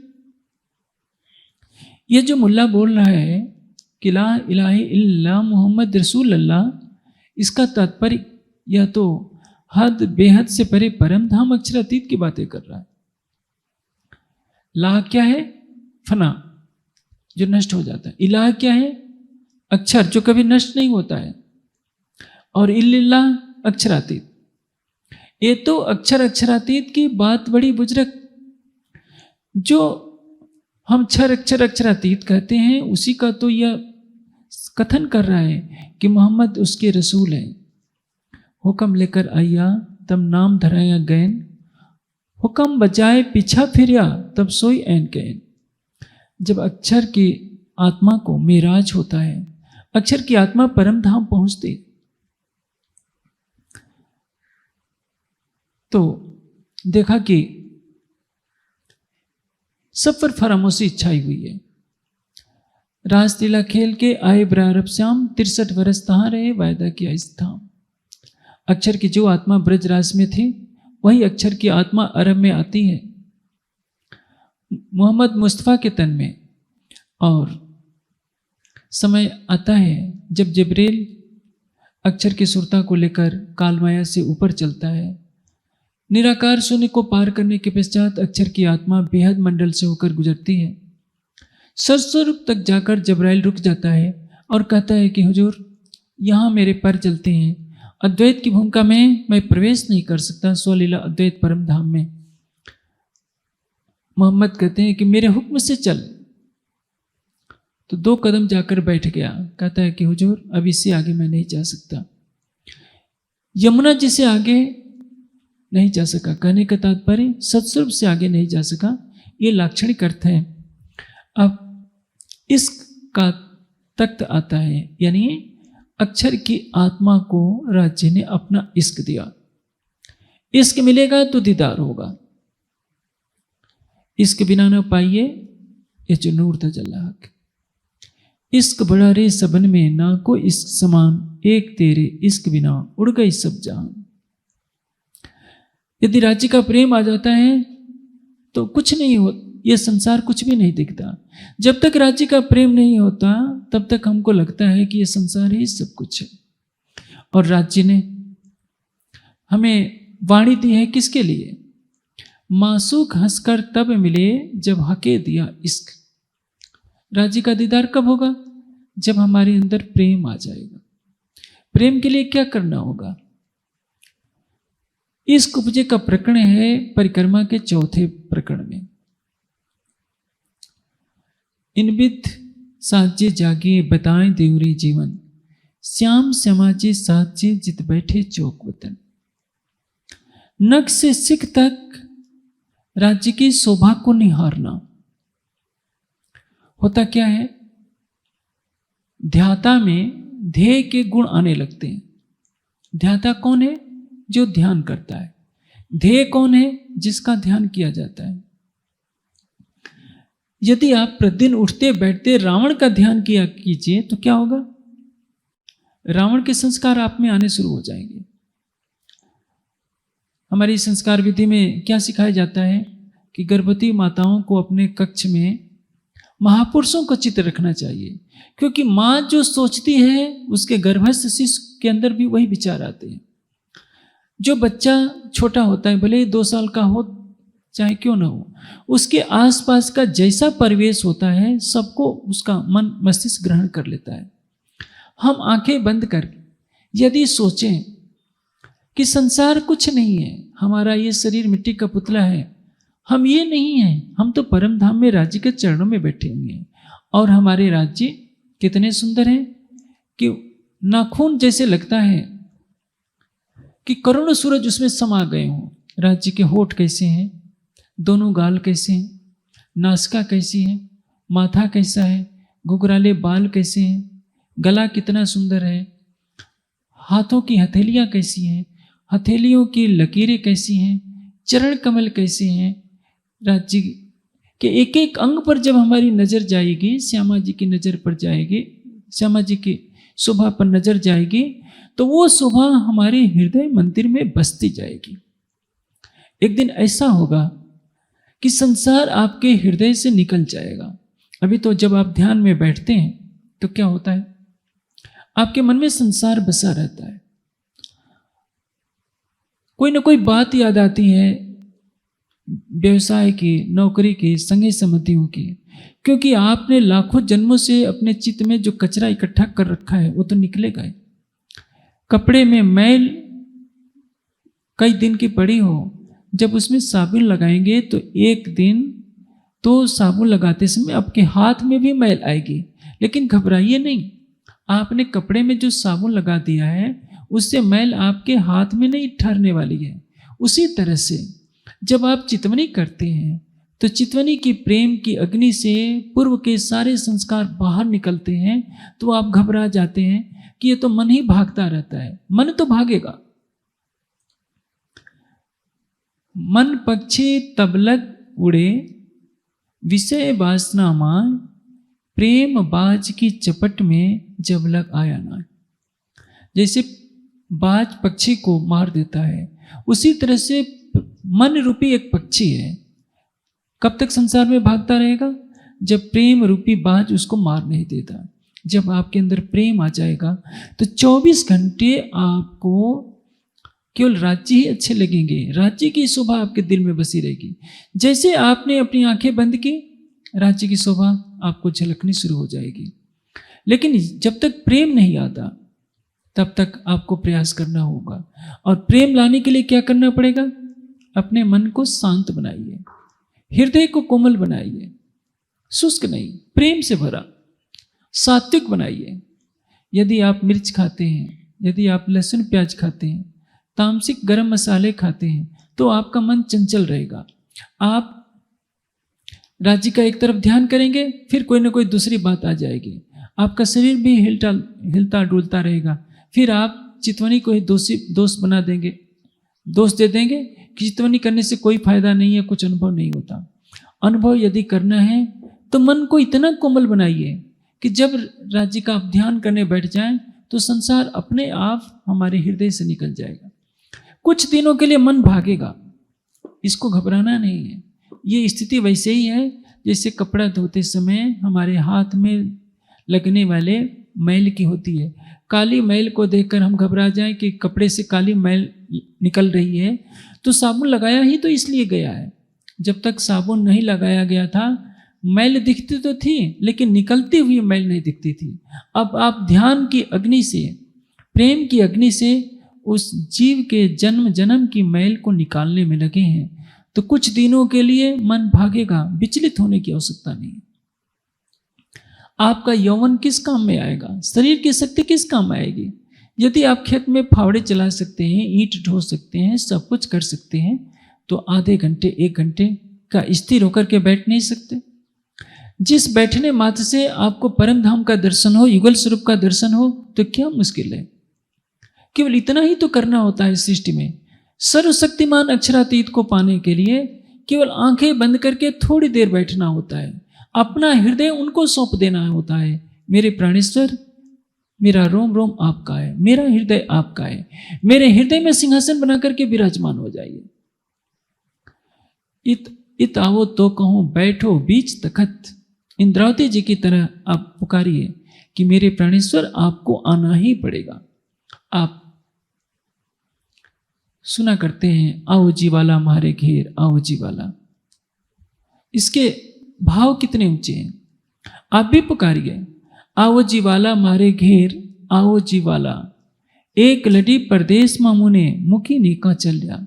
आप मुझे माया के अंधकार वाली इस रात्रि में छोड़कर कहाँ चले गए हैं? मेरे धाम हृदय में आकर के विराजमान हो जाइए। कितनी पवित्र, कितनी ऊंची प्रार्थना है। आप राज्य से प्रेम पूर्वक कहिए तो कि मेरे धाम हृदय में आइए, उनके एक एक अंग की शोभा को देखिए, फिर देखिए उसको देखने में कितना आनंद आता है कि सारा संसार फीका लगेगा। यही है चितवनी का मार्ग। अब इश्क मिलता है मोहम्मद के रूह को, राज्य को मिलने के लिए, राज्य से मिलने के लिए उनकी आत्मा जाती है, 90,000 हरूफ बातें करती है और पुनः मोहम्मद मुस्तफ़ा के तन में वो सुरता लौट आती है। समय समय पर उनके तन से कुरान की आयतों का अवतरण होता है। मोहम्मद साहब से राज्य ने कहा कि तुमको जो मैंने 90,000 हरूफ सुनाए हैं, कहा सुबह ने मुझको हरफ 90,000, 30 तुम जाहिर कीजियो और 30 तुम पर अख्तियार, बाकी जो 30 रहे सो राखियो छिपाए, बका दरवाजे खोलसी आखिर को हम आए।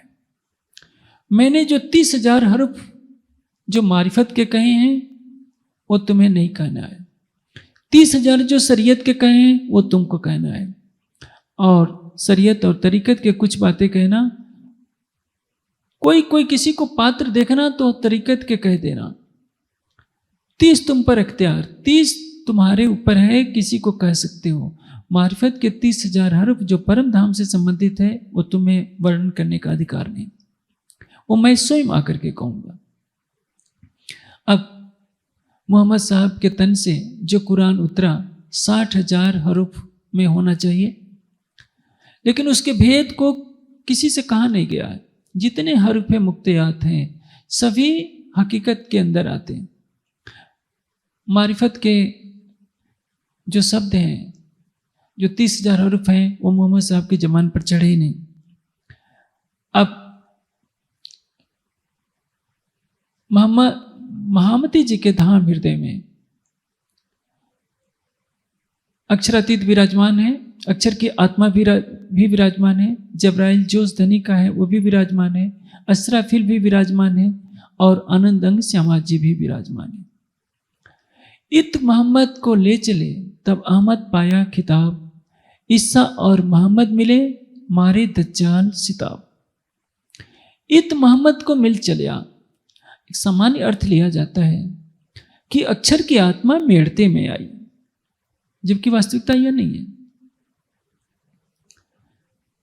प्रकाश गुजराती के 37वें प्रकरण में एक चौपाई आती है, ए सहुमा इंद्रावती केवाणी सहुमा महामती। प्रकाश गुजराती का जब अवतरण हुआ था, समय था विक्रम संवत 1715। उसमें चौपाई में कहा गया है, ए सहुमा इंद्रावती केवाणी सहुमा महामती। इसमें जो इंद्रावती की आत्मा है वो महामत कहलाएगी। महामत किसको कहते हैं? ये पांचों मिल भई महामत वेद कतेबो पहुंची सरत। अब 3 चीजें हैं। इत मोहम्मद को मिल चलिया तब अहमद पाया खिताब, ईसा और मोहम्मद मिले मारे दज्जाल सिताब। अब यहां तक क्या चल रहा था? यहां लो इसे का इल्म। इसे का इल्म क्या? यानी सतगुरु धनिष देवचंद जी का तारतम्य ज्ञान चल रहा था। वेद शास्त्रों की साक्षियों को दे देकर सब सुंदर साथ को अखंड ब्रज रास की चर्चा सुनाकर परम धाम की साक्षी देकर सबको परम धाम की पहचान कराई जा रही थी। दो विचारधाराएं हैं, सामी विचारधारा और हामी विचारधारा, वेद पक्ष और कतेब पक्ष। कतेब पक्ष में कुरान और बाइबल इत्यादि आते हैं, तौरेत, इंजील, जंबूर, कुरान 4 किताबें आती हैं। और वेद पक्ष में चारों वेद आते हैं। यानी हिंदू धर्म के ग्रंथों से सदगुरु धनिष देवचंद जी चर्चा करते रहते हैं। वाणी में कहा है, मोहम्मद आया इसे बिने तब अहमद हुआ श्याम, अहमद मिल्या मेहदी मिने ये तीनों मिल भय इमाम। मोहम्मद आया इसे मिने का अर्थ क्या होता है? बाह्य अर्थ लेंगे कि सतगुरु धनिष देवचंद जी के तन में मोहम्मद आ गए, यानी अक्षर की आत्मा आ गई। प्रसंग ये नहीं है, ये अलंकारिक अर्थ है। जैसे भागवत को क्या कहते हैं, न मानो ते जय सुख जी ने पूछो जे बैठा छे माही भागवत, यानी सुखदेव जी भागवत में बैठे हैं। इसी तरह से हम तारतम वाणी को श्री जी का वांग्मय कलेवर मानते हैं। मोहम्मद आया इसे बिने तब अहमद हुआ श्याम, ईसा रूह अल्लाह का दूसरा जामा है जो श्री महराज ने धारण कर रखा है। श्यामा जी का दूसरा तन श्री महराज का है, उसमें मोहम्मद आया। तात्पर्य क्या है? अब मेड़ते से कतेब पक्ष की चर्चा शुरू हो जाती है। श्री जी के तन में कौन बैठा है? स्वयंराज जी। खुलासा में एक चौपाई आती है, पढ़िया नहीं फारसी ना कुछ हरफ अरब, सुनिया न कान कुरान को और खोलत मायने सब। महामती जी कहते हैं, न मैंने फारसी पढ़ी न किसी से अरबी पढ़ी, मैंने किसी से कुरान का एक अक्षर भी नहीं सुना, लेकिन कुरान के सारे भेद मेरे पास हैं। आशय क्या है? कुरान को कहने वाले राज्य उस तन में है, सुनने वाली अक्षर की आत्मा उस तन में है। जिस जब्राइल से कुरान की आयतें अवतरित होती थी वो जब्राइल भी उस तन में है, और जिस असराफिल से उसके भेद खुलने हैं वो असराफिल भी उस तन में है, और जिनके हृदय का रस मारिफत है उस श्यामा जी भी उस तन में है। जब पांचों शक्तियां उस तन में विराजमान है तो उनको दुनिया का कौन सा मौलवी मुल्ला है जो कुरान पढ़ाने जाएगा? इसलिए जैसे बांग सुनी, महराज के जीव ने विचार किया, ये मौलवी क्या ये मुल्ला बांग दे रहा है तो कह क्या रहा है? ये तो ला इलाहा इल्लल्लाह की बात कर रहा है, अक्षर अक्षरातीत की बात कर रहा है। अब क्यों ना हम कतेब पक्ष की चर्चा को लेकर उस औरंगजेब को सत्य मार्ग दिखाएं जो शरीयत के नाम पर सारे देश में आतंक फैलाए हुए, क्योंकि उस समय देश में औरंगजेब का राज्य था और औरंगजेब का एक ही मकसद था, सारे देश को दारुल इस्लाम बनाना, यानी इस्लाम के झंडे के नीचे लाना, सबको कलमा पढ़ाना ही उसका एक लक्ष्य था। उसी का नहीं, जो भी कट्टर पंथी लोग होते हैं वो यही चाहते हैं कि संसार में कोई दूसरे पंथ का अनुयायी ना रह जाए। साहेब इंजमी करने कारस्तीन सो सबका झगड़ा मेट के या दुनिया यादी, मेटन लड़ाई बंधन की दूजे जादे पैगंबर, धनी आए वेद कतेब छुड़ावने, ये 3 बातें चित्त में धर।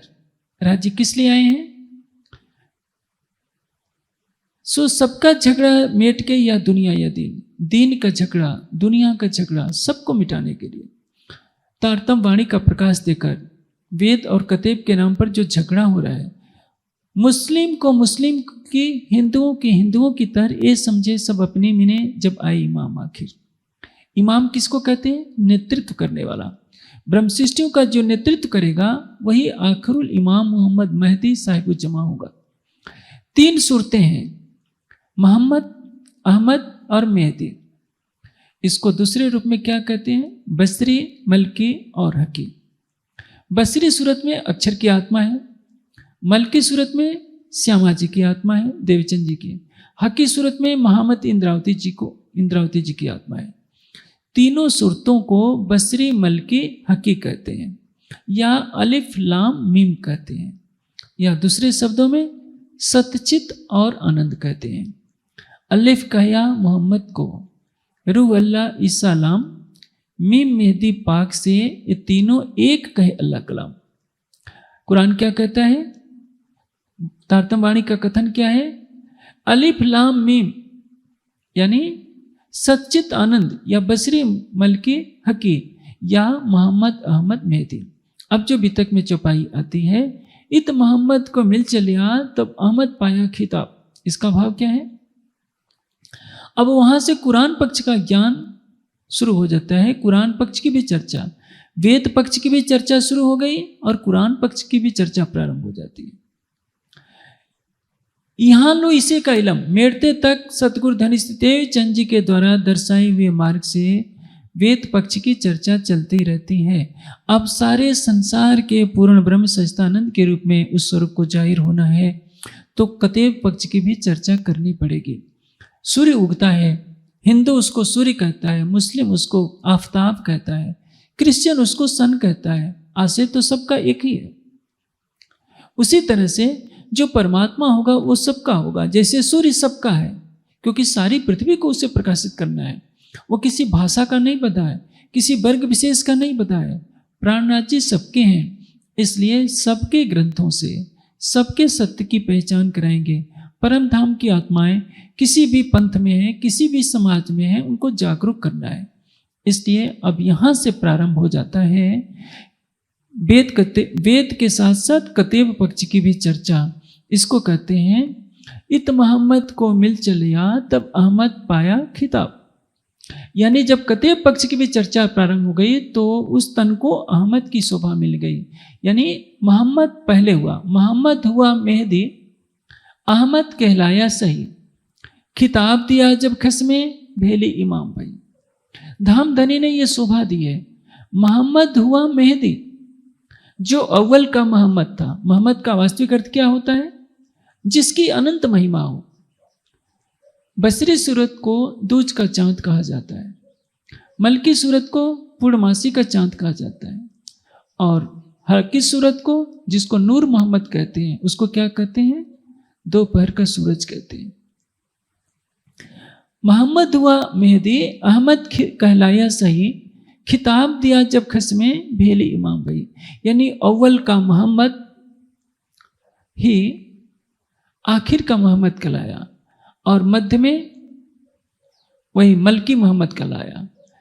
ये जो शोभा है तीन स्वरूपों की, पहले में अक्षर की आत्मा के साथ राज्य का जोश लीला करता है, दूसरे में श्यामा जी की आत्मा के साथ राज्य का आवेश लीला करता है, और तीसरे में महामती इंद्रावती की आत्मा के साथ राज्य का आवेश हकी सूरत के रूप में लीला करता है। तीनों सूरतों की अनंत महिमा है। इसलिए कतेब परंपरा में तीनों के नाम के साथ मोहम्मद शब्द का इस्तेमाल होता है। आतंकवादी क्या सोचते हैं? मोहम्मद हमारे हैं और मोहम्मद के नाम पर जो कलमा है गोली मारकर वो कलमा पढ़ाना चाहते हैं। जहाँ आतंकवादी जहाँ किसी दूसरे पंथ वालों को घेर लेते हैं, कहते हैं कि कलमा सुनाओ, बेचारे जिसको कलमा नहीं होता उसको गोलियों से भून डालते हैं। ये कैसा धर्म है? उन्होंने तो मोहम्मद के नाम को ही कलंकित कर दिया। मोहम्मद का अर्थ उनको मालूम नहीं। जो महिमा से परे है वो मोहम्मद है। तो मोहम्मद क्या अरब के मुसलमानों के लिए है या पाकिस्तान के मुसलमानों के लिए? जिसको रब्बिल अलमीन कहा जाता है, मोहम्मद ने कहा कि अल्लाह क्या है? रब्बिल अलमीन है, सारे ब्रह्मांड का है। जब वो सारे ब्रह्मांड का है तो उसके नाम पर खून खराबा क्यों करते हो? उनके नाम पर निर्दोष बच्चों और स्त्रियों को क्यों मारते हो? बेगुनाह लोगों की गर्दनें क्यों काटते हो? ये जब से कुरान उतरा है तब से लेकर आज तक कुरान के उल्टे अर्थ करके इन लोगों ने संसार में रक्त की नदी बहाई है। इनको ये पता ही नहीं कि मोहम्मद का वास्तविक आशय क्या होता है। अब यहाँ से श्री प्राणनाथ जी के स्वरूप से कतेब पक्ष की चर्चा होती है। इसको कहते हैं ईसा और मोहम्मद मिले मारे दज्जाल सिताब। ईसा यानी सतगुरु धनिष्ठदेव चंद जी का तारतम ज्ञान और मोहम्मद साहब का कलमा, तीनों दोनों मिल जाते हैं तो मारे दज्जाल सिताब। यानी चाहे हिंदू के अंदर अज्ञानता हो या मुसलमान के अंदर अज्ञानता हो, दोनों को नष्ट किया जा सकता है। तारतम वाणिक में दोनों का ज्ञान निहित है। यह सारे संसार के अज्ञानता को नष्ट करने के लिए। हमें एक छोटा संप्रदाय नहीं बनाना चाहिए था, हमें तो सबके ऊपर होना चाहिए था। हमारे समाज में यदि बड़े बड़े विद्वान पैदा हुए होते जो वेद और कतेब दोनों की व्याख्या कर सकते थे, तो संसार में आज शांति की सरिता बह रही होती, सारे संसार में शांति का साम्राज्य होता। लेकिन हमने अकर्मण्यता से ये सुनहला अवसर तो खो दिया। अब तो आतंकवाद का ज्वालामुखी धधक रहा है, न जाने कितने प्राणी उसमें मारे जाएंगे, न जाने कब विश्व युद्ध छिड़ जाए, कुछ भी नहीं कहा जा सकता। हमसे ये भूल हुई कि हम समय रहते नहीं चेते और उचित पुरुषार्थ नहीं किए, अन्यथा धाम धनीजय जो ये तारतम वाणी का प्रकाश दिया है, हम सुनंद खुलासा मारिफत कर और क़यामत नमा से संसार के सारे मुसलमानों को, क्रिश्चियनों को समझाने की सामर्थ्य रखते थे। राज प्रकाश खटुती कलश किरंतन से हम सारे हिंदू समाज को समझा सकते थे। बीतक के लिखित में होने का यही कारण था कि हम अतीत के गौरव को समझें कि परमधाम की ब्रह्मवाणी के अवतरित होने का क्या आशय है। हम इस ब्रह्मवाणी को लेकर सारे संसार में मूल स्वरूप अक्षरातीत की पहचान करा सकते थे। अभी आप देखेंगे किस तरह से हरिद्वार में प्राणनाथ जी जाएंगे, सारे आचार्य उनके चरणों में नतमस्तक होते हैं, उनके प्रश्नों का कोई उत्तर दे नहीं पाता। लेकिन आज तो हम एक शंकराचार्य से हमें बात करना हो, किसी मंडलेश्वर से बात करनी हो, तो हमको भय लगता है, क्योंकि हमारे पास तारतम वाणी का ज्ञान तो है कुछ, लेकिन उसका प्रस्तुतिकरण किस तरह से हो। यदि किसी आचार्य से वार्ता करनी है तो संस्कृत भाषा का, धर्म ग्रंथों का ज्ञान होना चाहिए। यदि किसी मौलवी से बात करनी है तो कुरान और अरबी का ज्ञान होना चाहिए। जब हम पढ़ेंगे ही नहीं, पुरुषार्थ करेंगे ही नहीं, तो ये स्थिति कहाँ से आएगी? हम संसार का सामना कैसे कर सकेंगे और राज्य की महिमा को संसार में कैसे फैला सकते हैं? हमारे समाज के नित्य निर्देशक तत्वों ने इस तथ्य पर गंभीरता से विचार नहीं किया। हमने अपनी सारी ऊर्जा मंदिरों में लगाई, विद्वानों को तैयार करने में नहीं लगाया, साहित्य को तैयार करने में नहीं लगाया। परिणाम यह हुआ है कि आज भी हम संसार में एक डरे दुबके व्यक्ति की तरह रहते हैं। हम डिंडिम घोष की तरह संसार को नहीं कह सकते कि आओ प्राणनाथ जी की वाणी से हम तुम्हें अखंड का मार्ग दिखाते हैं, तुम्हारी भ्रांतियों को हम मिटाते हैं। अब श्री जी के साथ यह जो कारवां चल पड़ा है, यह तो जाएगा ही। दिल्ली में औरंगजेब को चुनौती देगा, जिसके नाम से सारा देश कांपता है, जो सवेरे सवेरे किसी हिंदू को देख लेता है तो फांसी पर चढ़वा देता है। और हरिद्वार में जहाँ हिंदू धर्म के सभी आचार्य आए होते हैं, उनके बीच में डिंडिम घोष के साथ श्री जी कहते हैं कि आचार्यों, तुम यह तो बताओ, महाप्रलय में तुम्हारा अखंड घर कहाँ रहेगा और तुम कहाँ रहोगे? इस प्रश्न का उत्तर उनको आता नहीं, सभी नतमस्तक हो जाते हैं। हम श्री जी के पथ के अनुयायी कहलाते हैं, तो हमें तो कुछ कदम उस पथ पर चल करके दिखाना होगा। यहां से मेड़ते से श्री जी के मुखारविंद से अब चर्चा प्रारंभ हो जाती है। श्री जी सब सुंदर साथ के साथ वहां से चल पड़ते हैं। गोकुल मथुरा होते हुए, आगरा होते हुए दिल्ली पहुंचते हैं। उन्होंने सुंदर साथ से कह दिया है कि सुनियो भीम मुकुंद जी, उद्धव केशव शाम, हम पाती पढ़ी मोहम्मद की पाई हकीकत हम। अब तो हमें औरंगजेब को चल करके जागृत करना है, जिसके अंदर साकुमार की आत्मा है। परमधाम की आत्मा चारों वर्णों में तो है, कहीं कहीं मुस्लिम तन में भी आई है। यदि हम सारे संसार को एक अक्षरातीत की पहचान देना चाहते हैं तो हमें सभी धर्म ग्रंथों का ज्ञान रखना होगा, संसार के सभी लोगों को समझाने की सामर्थ्य रखनी होगी, स्वयं चितवनी में लगना होगा, सारे संसार को बताना होगा कि परमधाम के दर्शन के लिए चितवनी कैसे की जाती है। हमारे समाज को तो पुरुषार्थी होना पड़ेगा, अकर्मण्य नहीं। यदि हम भी पौराणिक सनातनियों की तरह केवल घंटी घड़ियाल बजाने को ही सब कुछ मान लिए बैठे रहेंगे, तो कहाँ से हम संसार में ब्रह्मवाणी को फैलाएंगे? कहाँ से हम शांति का उद्घोष करेंगे कि संसार के लोगों, तुम लड़ो झगड़ो नहीं, हम प्राणनाथ जी की वाणी को लेकर आए हैं। इसलिए समाज को आत्मचिंतन करना होगा कि हम कौन सी राह अपनाएं। एक तरफ बिहारी जी की राह है गादी परंपरा की, एक तरफ प्राणनाथ जी की राह है ब्रह्मवाणी को फैलाने की, चितवनी का मार्ग सारे संसार को दर्शाने की। बिहारी जी महाराज गादी पर बैठे बैठे आराम कर रहे हैं नौतनपुरी में, और श्री जी उसी नौतनपुरी से चलकर सिद्धपुर होते हुए, मेड़ते होते हुए, मथुरा आगरा से चलकर दिल्ली में पहुंचते हैं। किस तरह से औरंगजेब को चुनौती दी जाती है। पुनः हरिद्वार में सभी आचार्य नतमस्तक होते हैं, जिनके चरणों में हम उन्हीं प्राणनाथ जी की बीतक का अनुसरण कर रहे हैं। आवश्यकता है हम अतीत के गौरव को स्मरण में लाएं कि हमारे प्राणेश्वर अक्षरातीत ने क्या करके दिखाया था। हमारा मनोबल तो वैसे ही दृढ़ होना चाहिए। आज तो संसाधन है, उस समय तो आज से 300 वर्ष पहले कुछ भी संसाधन नहीं थे, न साहित्य का संसाधन था न कुछ और था। लेकिन आज हमारे पास पुरुषार्थ नहीं है, आत्मविश्वास नहीं है, हमें लगता नहीं कि हम धन की ब्रह्मांगना है, हमें भय सताता है, पता नहीं क्या हो जाएगा। लेकिन यह तो सोचिए, श्री जी ने अपनी पाती में लिखा था कि ब्रह्मात्माओं, मैं तुम्हारे सिर पर एक पांव से खड़ा हूं। इसलिए हम अपने आत्मबल का सही उपयोग करेंगे तो अभी भी संसार के लोगों को एक प्रेम, शांति और आनंद का ऐसा मार्ग मिल जाएगा जिसके लिए संसार युगों युगों से तरस रहा था। निज नाम सोई जाहिर हुआ, जाके सब दुनी राह देखत, मुक्त देसी ब्रह्मांड को आए ब्रह्म आत्म सत। अब चपाई दूरी।